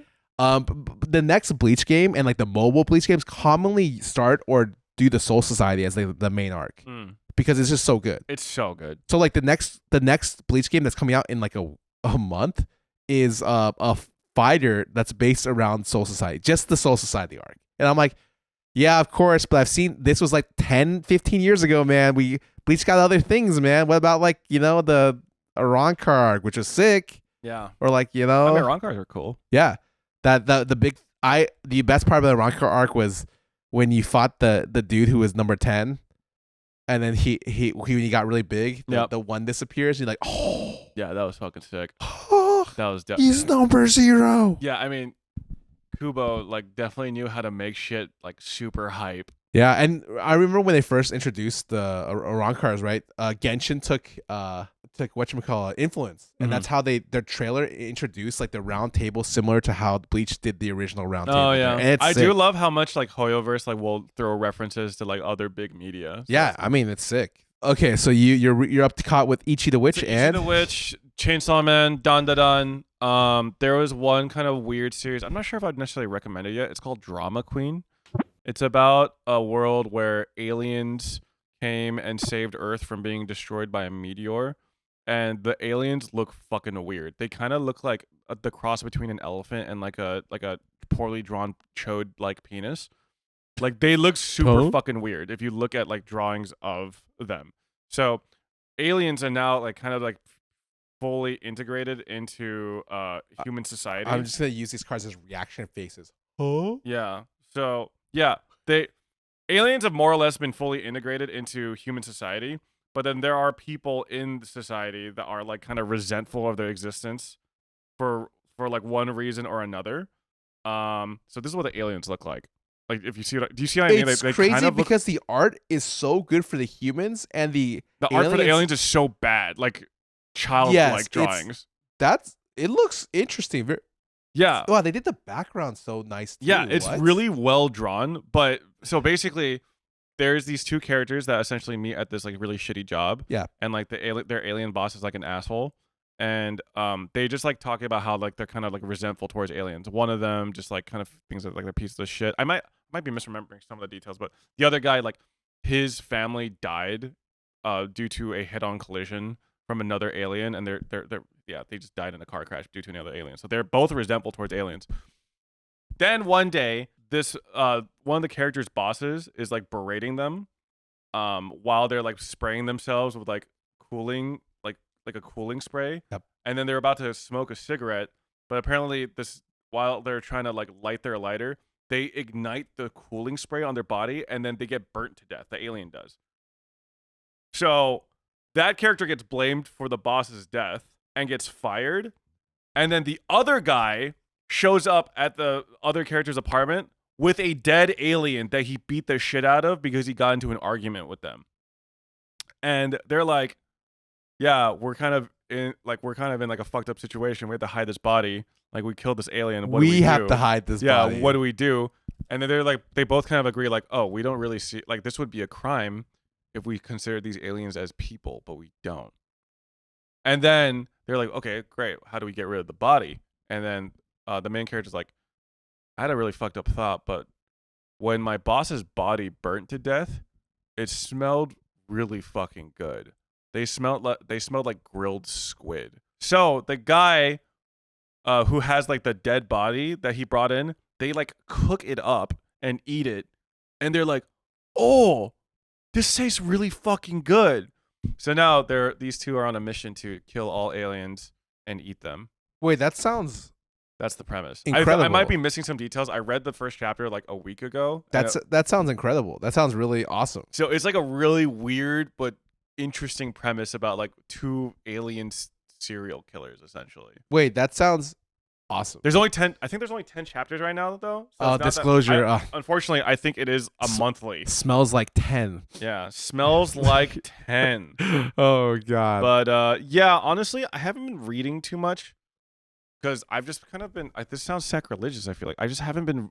I've been engaging in other forms of media, like American TV shows. Severance season 1. I cannot talk about Severance because I have not watched it, and it's really awkward because my house does watch parties of Severance for season 2. Everyone comes down and says, "Hey, you want to watch Severance today?" And I'm just like, "I should watch Severance season 1. I should watch Severance season 1. I heard it's good. I heard it's like one of the best shows ever. But like, I should watch Severance season 1." As someone who watched Severance season 1 with Anita, we both think it's good. You're gonna get canceled. We were told you're gonna get killed. I think we got way too much hype going into yeah, that's true. I think it was like we were told it would be like the best television ever, gripping the edge of your seat at the end of every episode. And what I found it to be was like a pretty like slow, like a pretty slowly paced TV show with like not too much payoff per episode, but just enough payoff to keep me interested to watch the next episode. The first episode where I was like, oh shit, this is kind of getting crazy. It was like episode 8 out of like 9. Wow. So I still don't think the show is bad. Like, don't get me wrong. I would give the show like a solid 7. A 7. I think 7's not bad. I think 7's good. 7's the bare minimum that I would recommend someone to. I would never recommend anything for my own personal rating chart. If I go back to eat at a restaurant, it has to be minimum of 7. I just think that like maybe my brain is also rotted just from like my lack of like being able to like stay focused and have attention, you know what I mean? Because it is very slow. Like even amongst like people who like the show that I've talked to, they all agree it's a very slow paced show. So I'm just like, I thought first season was good. I would give the overall season maybe like a 7.5, but like the last couple episodes like an 8. Have you watched anything else? So I started also watching Silo, which is also another Apple TV original. I heard Apple TV's been owning. So that show is also like pretty good.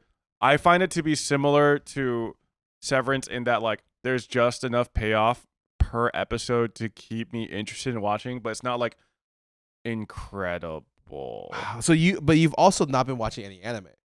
Not so really. I've been told this anime season is just banger hits left and right. Yeah. And a lot of that comes from the fact that people keep telling me that Solo Leveling Season 2 is a must watch, incredible, and I've been hearing the word peak a lot. Let me pull up the tweet from my very Legit boss, peak. Nade Shot, aka Matt. 100 Thieves Nade Shot. Solo Leveling deadass might be my favorite anime of all time, and we're only 6 episodes into the 2nd season. It almost seems too good to be true. These writers deserve a Lifetime Achievement Award. This is coming from Matt. I cannot take that seriously because he said writers. Nicewig also thinks that it's Solo Leveling is peak. It legit. So, I have had people come into my chat day in, day out, ask me, have you watched Solo Leveling? It's good. I asked them yesterday, is it really that good? They're like, it is very, very good. As someone who watched 7 episodes of the first season and legit thought, I did not like it. I thought it was like straight fucking mid. Yeah, I did not like how it was paced. Even though it technically follows the pacing of the manhwa, like the way they did it, the animation wasn't as good as I expected either. I hear that the animation for the last fight with Igris was really, really good, but it was like I just didn't really like the progression. Is Igris season 2? Igris is the end of season 1. So season Igris was the end of season 1? That fight to get him was the end of season 1. Oh, and so like I thought that it would be paced a little bit, I guess like a little bit more interesting, a little bit more engaging, and it was not done that way. I think pacing is a weird thing to talk about because different people like different things. Yes. Generally speaking, I would say modern day faster pacing is a little bit better because people's attention spans have gotten worse. And if you're able to do faster pacing well, it's like a very good big accomplishment for me. A good example of this is Arcane, which I think does really fast pacing pretty damn well. It does come at the expense, especially the 2nd season, where they couldn't wrap up all the storylines well enough because it was too fast. They probably needed like a couple more episodes, but that's a great example of like super fast pacing super well. Whereas like I think more like shows like Severance or Silo would probably be like that slow pacing, which probably slow burn, great payoff. Some people might enjoy that more. Me personally, I'm definitely of a fast pace. Let's keep it going, man. I watch TikTok for 2 hours a day. Like I need this.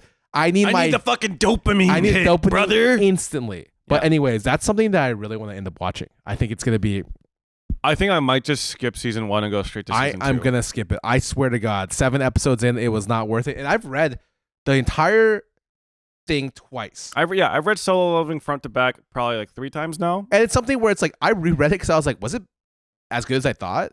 And then the second time I was like, was it as bad as I thought? And then I just the entire time after reading the whole thing, I'm like, oh, solid 8. Yes, solid 8. I would not at its peaks. At its peaks, it felt like a 9.5. Like even though it's like the most like run of the mill story, like power fantasy story, it's like the execution is what made it a 9.5. Yes, exactly. The art incredible, and I think the only way it was ever going to do super well is if the animation cooked. And I hear the season 2 animation cooked. If the season 2 animation cooked, I'm fucking interested. I'm just gonna say that season 1's animation did not cook for me. It was not as good as I had expected. And I think right now, good animation is not only more expensive, but also like the competition out there is fierce. Have you seen Chinese donghwas? Donghwas is what they're called. Mm-mm. It's like their animated stories, and their animation quality on those is like Fate movie level tier. Oh shit! For every single intro, it is like just the most outrageous, incredible animation I've ever seen in my life, and there's so many of them. And I'm just like, what the hell? Chinese animation's cooking.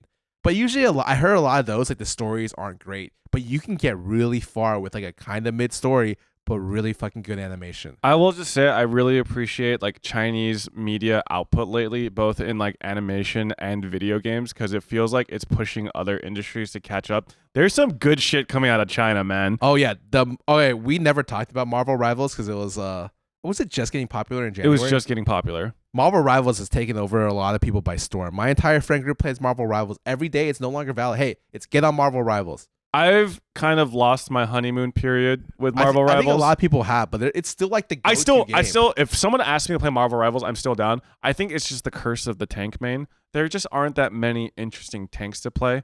I have so many hours on Magneto and Doctor Strange and even like Thor, and I'm just like, Magneto is the most boring tank, and playing but he's so good. And playing solo tank against a Wolverine, which you'll play against every single game at high elo if it doesn't get banned, is like just the most painful experience of your life. Yeah.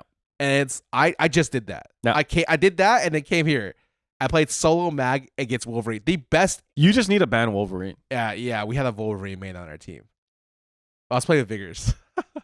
So there's just two Wolverines just like slide, and both tank mains did not like it. But it was like, oh, okay, whatever. It is what it is. But they're cooking. They cooked so hard they cooked Overwatch and made Overwatch start cooking. Dude, like Overwatch is cooking though. Yeah, like I saw the announcements. I was like, oh, this shit looks actually pretty fire. Overwatch has now been forced. So from what I hear about the behind the scenes is the Overwatch developers and the people who make the game are incredible. But there's a lot of red tape when it comes to the company to be able to get push stuff through or even get stuff done. Yeah. But because Overwatch is losing so hard to Marvel Rivals right now, the red tape has been the red released. tape has been reduced. They're bonkaiing. Yeah. So they're opening their what's it called? Like the Lotus Gate. Yeah. Is that what it's called? Yeah, their fucking 8th gate is being unlocked right now. Holy shit, dude! I saw the amount of announcements coming out of Overwatch. I was like, holy shit. They had to do like crazy announcements. They flew over 20 people from like Europe, all over the world to go to try the new game mode. They have perks, so like abilities and characters. I saw that develop as the game progresses. They have they introduced Star Guardian skins, and I'm like, oh, you got the girly pop skins now. You're really. I heard they're bringing Le Seraphim back. Yeah, Le Seraphim was held at gunpoint to announce their announcement. If you see them, it's all 5 of them, and they're like, hello, we're here to announce the newest updates to Overwatch. We can't wait for you to see what's coming up next. And I'm like, who's holding the gun? Yeah. It's off camera for sure. And it's just like, but like they pulled out all. They got the K-pop stocks. They got all the stocks.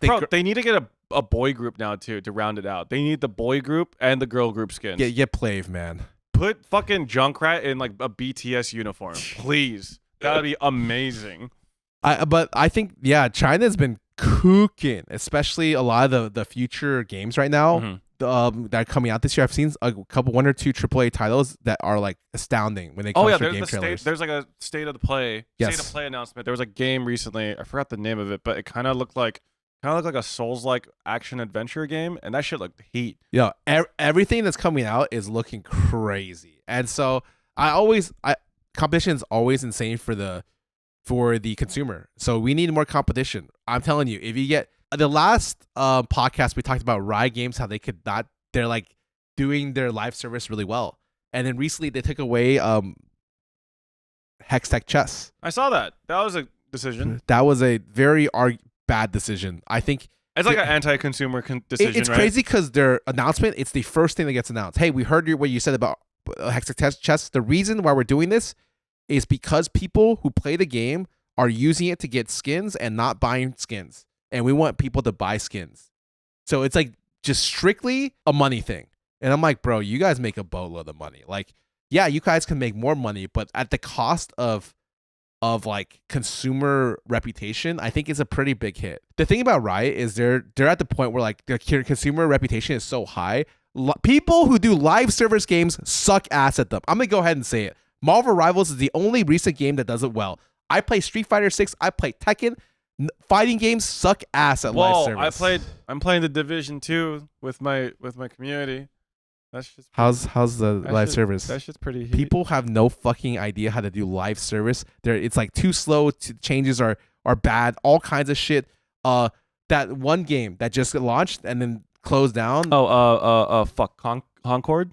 Yes. Oh, is there another game that just launched and shut down? No. Well, I'm talking about the one that uses it's like a Smash game that uses the Multiverses. Multiverses launched in beta, shut down, and then relaunched with slow movement that no one wanted. And then their next announcement months later is that we're closing the servers down after our next patch. And you know what they did the next patch? They rebuffed all the balancing. Everyone is faster now. And so from the last patch, after they announced the end of the servers, they're like, okay, so this is what you guys all wanted. And now people are like, can we save multiverses? Is it possible? And it's too late. They already announced the death of their servers. And I'm like, wow, people just don't understand how to do a live service game. They just know it makes a lot of money.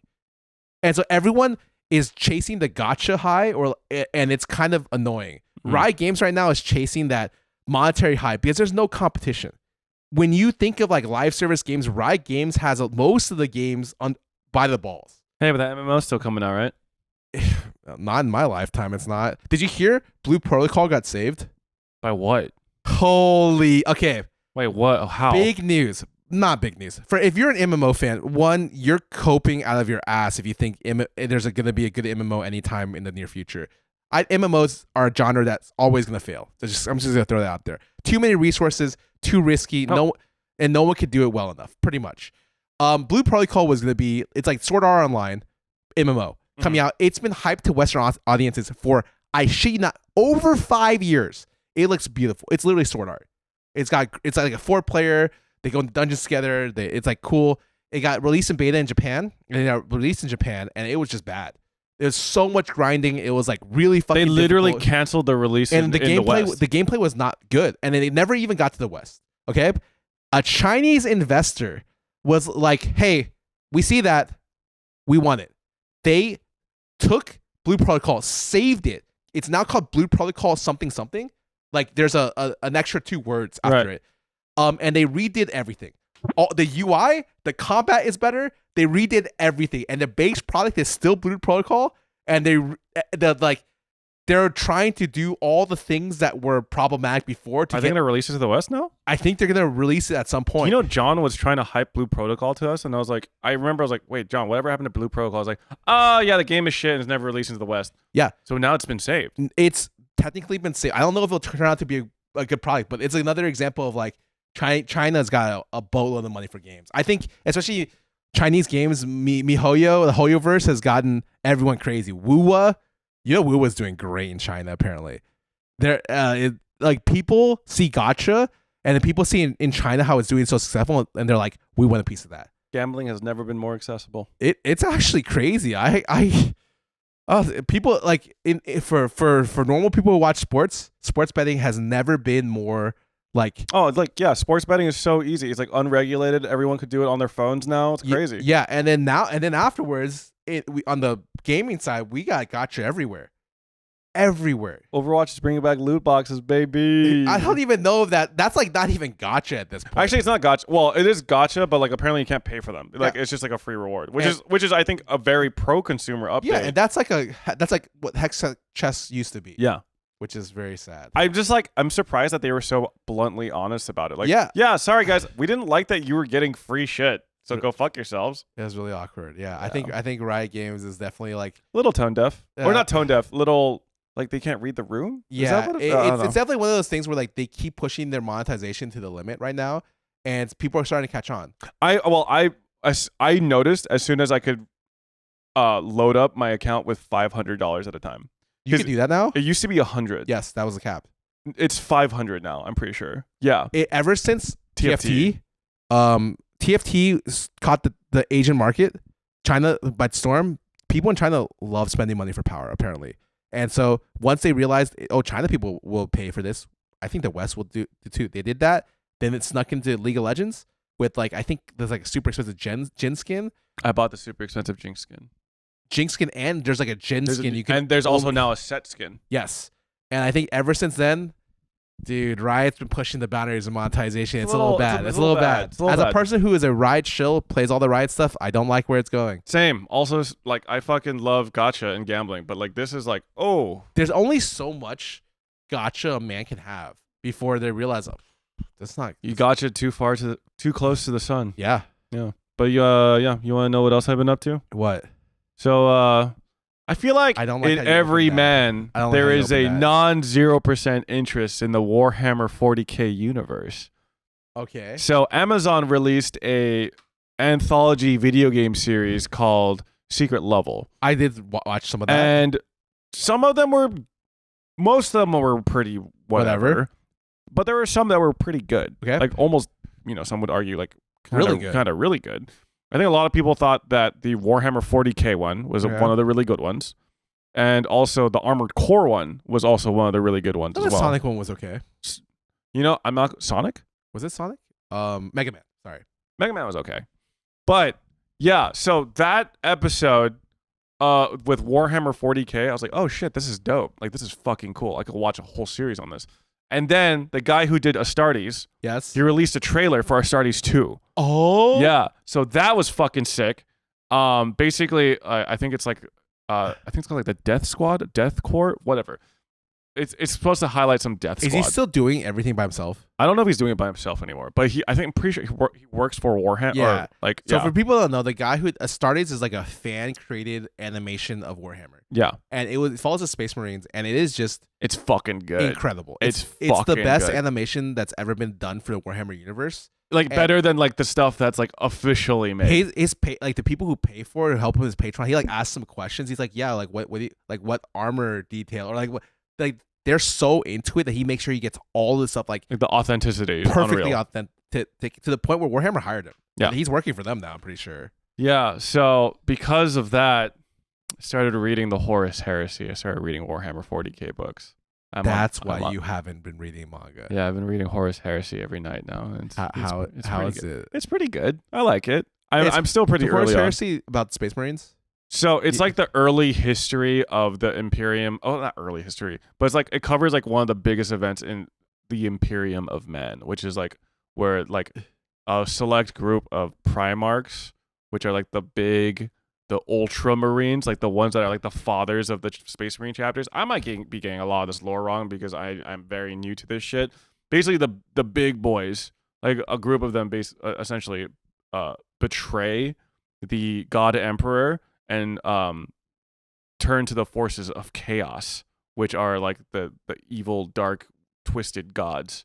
Wow. Yeah. I thought the God Emperor was literally like in the peak of humanity. He is the peak of humanity. I'm surprised you could betray someone like that and live. Well, with the powers of chaos, you could make a dent. Okay. That's as far as I know. I'm still learning a lot about the lore, but I'm very early on in the book still. But it's good. I like it. But there are many books Oh yeah. in the Chronicles of the Horus Heresy. I'm on book 1. How many books are there? I don't know. I try to read recommendations on like which books I should read. It's like, oh, you can skip this book, this book, this book, and this book. If you read these books, this book, this book, this book, this book, this book, and this book, this is like a good coverage overall of like the Horus. It's a lot. I think there's a lot of fucking books. Okay. But like the Warhammer 40K universe also has a lot of like side stories or like kind of like singular one-offs. But like this one covers like probably the Horus Heresy is probably the most iconic event in the Space Marine lore, arguably, possibly even all of the 40K lore. I think a lot of people would agree that 40K like kind of focuses a lot on the Space Marines because they're like the most popular kind of like tribe of Warhammer 40K. But that's the nerd shit that I've been into. I even played Space Marine 2, like the I heard that third-person game shooter. was very accurate. It's very solid. It's good. You play against you like fight against the Tyranids and also the Chaos Space Marines under Sinch. I think he's like the fucking like the god of mysticism or some shit. I don't know, I forget. But he's one of the gods. While we're on the topic of games, and I have to have a warning. You know how we had the big break for me traveling to Japan? Mm-hmm. I remember that. You were traveling to Asia at the and end, having fun. At the end of this month, we're currently filming this in February, middle of February. Mm-hmm. The end of this month has a game called Monster Hunter Wilds releasing. Unfortunately, I feel like when that releases, we will not be able to film podcasts for the next month. We should just film the podcast while playing Monster Hunter Wilds. That is crazy. We just So Monster Hunter Wilds is the newest Monster Hunter coming out. I would say the last one was Monster Hunter Rise, and the one before was Monster Hunter World. Monster Hunter World is their best selling Monster Hunter ever. Mm-hmm. Monster Hunter Rise, I would say, was kind of did okay, and then Wilds has been hyped up forever. And me and Peter are both humongous Monster Hunter fans. I'm actually not that big. I checked the hours I played on it. I've only played about 150 hours in the Monster Hunter series, which I would say is relatively low. Casual. Stop. Actually, I have no idea how many hours. A lot of my hours are on like the mobile, like the handheld games. Oh, So- but it is like people play these for hundreds of hours, and Mhm. so thousands of hours. yeah, so it's coming out, and then I imagine I'm not going to see him, and neither is his girlfriend that he lives with is going to see him for a period of a couple weeks. Anita's in the room right over, so I don't want to say this too loud. The second tier of WoW raids comes out a week after the release of Monster Hunter Wilds. I'm gonna come here and there's gonna be 6 cats next time. I swear to God. Or it's just gonna be boxes with my name on it. And he's gonna move out. It's actually so bad. It's actually fucked. But anyways, What I simply must do, I need to buy Anita a copy of Monster Hunter Wilds and bring her into this world with me. I don't. Anita actually does stuff. She does stuff. Not to say you don't do stuff. I'm so sorry. She goes to the gym. Yeah, she does like dance you're classes. Right, though. Even if you meant it that way, you're right though. She does like dance classes. She plays pickleball. She goes to the gym. She goes. As I was coming friends. in, Anita was coming in, and Anita's friend was coming over because he was coming to pick up her tennis racket, and I'm like, Anita plays tennis. Damn, Anita does everything. And then I'm thinking to myself, what does Peter do? Anita has hobbies and interests. I have video games. And honestly, what a great interest. I love video games. Sometimes I think I play video games too much, but I think to myself, you know what? Life could be a lot worse. Yeah, you could be in a. Oh my God! I almost said something really fucked up. Cut that. You're gonna get 7 cats by the time I come back. Listen, man. The greatest taker of my time away from video games is my beautiful girlfriend. I love her so much. Why did you call her a taker? Because she's a taker of my heart. She's gonna watch this. You're gonna get beat. Okay, like legit. Oh, have you? I there's something I've been meaning to get you. Okay. And I need to go back. This is a self reminder to get this thing. You're gonna love it. Okay. That was very cryptic and vague, and I'm a little something worried. I'm sure viewers will appreciate in future episodes when I finally get it, and I'm not lazy about it. But cool, perfect. But yeah, in terms of like overall updates, we should talk about our New Year's resolutions. That was something I wanted to bring up. Yeah. So here are mine. Okay. I am gonna finish Steins Gate this year. It's gonna happen. I'm gonna do it. I'm gonna finish Steins Gate. Not only am I gonna finish Steins Gate, I'm gonna finish One Piece. I'm gonna catch up on the manga for One Piece. Listen, I'm at like chapter 700 something. I've got like 450 to 500 more chapters. I could do that in a year. I could do that. That's like one healthy binge sesh. I could do it. And didn't realize we were lying. That's it. Those are the two. I'm gonna set my expectations at a reasonable amount. Those are the two things I'm gonna accomplish this year as a manga/anime enthusiast. So all my New Year's resolutions are like non-manga anime related. But now that you've brought that up, I do have some things. I did want to finish this. I went really low on this. I have not finished a full season of anime since I have ever remembered. Even when it comes, Freyrin was the most ever in terms of the last couple of years. If you think you didn't even catch up on Freyrin. I did 17 episodes of Freyrin, and it's weird because the last 6 episodes were the best. It was the maid trial. I just never finished it. I did 7 episodes. Scarra? Stop! I did 7 episodes of Sunjin Woo, and I watched the entirety of Dungeon Meshi on like flights. Oh wow! Okay, well that's actually they had a full season of flights. I want to go that flight. Oh no! I downloaded Dungeon Meshi onto my iPad and watched all of it. That's what you meant. I was like, wow, they had it on that's sick. Yeah, I want to finish one anime this year. Just one complete anime. I don't know which one I'm looking at. I'm so surprised that you've never done that. Wait, like recently in the last couple of years, I don't watch normal media. Uninstall TFT, bro.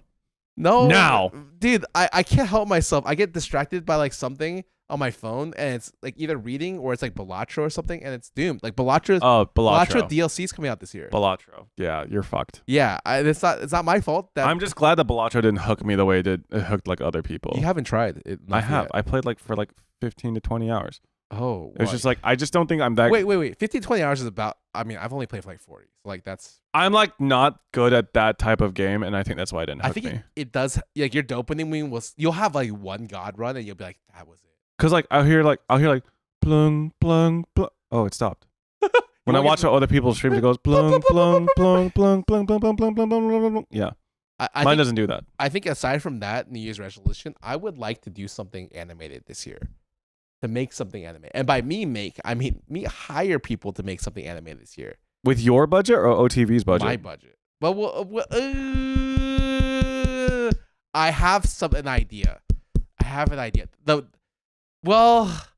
Okay, there's something that I've never shared, but I did get a full animation done, budgeted, and like I paid thousands for it that never got released. It's full animated thing, full anime trailer for a project I canceled. I still have the trailer. It's completely done. We're dropping the trailer in the fake fans memberships. No, stop. Please make sure to subscribe to our YouTube memberships. It's actually, we're definitely doing that, and Scarra agreed to it ahead of time, right, Scarra? I feel so bad because I'm like, I don't think I can ever release this for a specific reason. Legal reasons? Personal reasons. But I have it completely done. It's because everyone that's featured on it is canceled, isn't it? Oh God. Yeah, that's true. Oh God. I think you're on it. Oh, soon to be canceled as well. Oh God.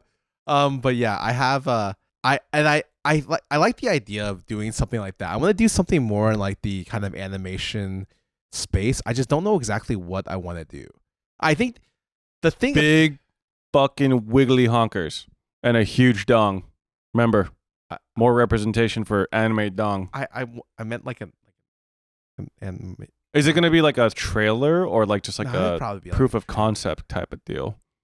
Have you've paid for creative work, right? Before, yeah, of course. Like a lot of it. Yeah. I wanted. Dude, I've learned that animated shit is fucking expensive. Like fucking expensive. No lie. If you want to get the cheap stuff, you can't get it anymore. You have to go to like Southeast Asia for it, or like South America, which feels bad because it feels like you're opting for cheaper stuff, but it's like when your budget gets to 5 figures, you're like, oh, this is weird. I did like VTuber debut and my budget got really, really high. Not even just for my model, like the animation and stuff and the story and my custom stuff, it got really high.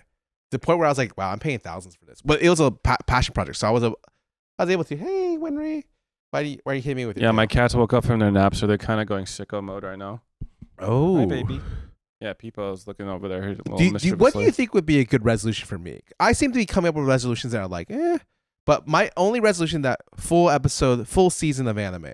I think full season of anime is good, especially since you haven't finished a full one recently. Are we going to Anime Expo this year? We have to. Yeah, of course. We got it. We'll see you there. I don't know. I think maybe don't be fucking sick. I would like to have we're gonna do a podcast in somewhere that's not this location, in another country. Oh, that would be cool. Having a podcast not in my living room sounds kind of sick. Yeah. As much as I do love having my cats around. Yeah. A Japan podcast. That would be cool. I'm not going to say it's going to be Japan. But that would be cool. It's weird because like I traveled a lot and I'm always like, I shouldn't go back to Japan again this year because I've already been there. And somehow at the end of the year, I'm there again. And I'm like, wow, this is really weird. How did this happen? So crazy. Yeah, it's like the next year, I say I shouldn't go back to Japan. I really shouldn't. And then I'm like, okay, but we're going to Korea and that's great. We're going to Macau and that's great. And somehow in the trip, Japan is just in there. And I'm like, that's weird. It showed up again. I love Japan. Like, I know it's like such like it's just cliche at this point and overstated. It is. I hate tourists when I go there. Like, I'm like, get these gaijin out of here. Yeah, when I hear someone speak English in Japan, I'm like, disgusting. Yeah. You think you're me? Get out of here.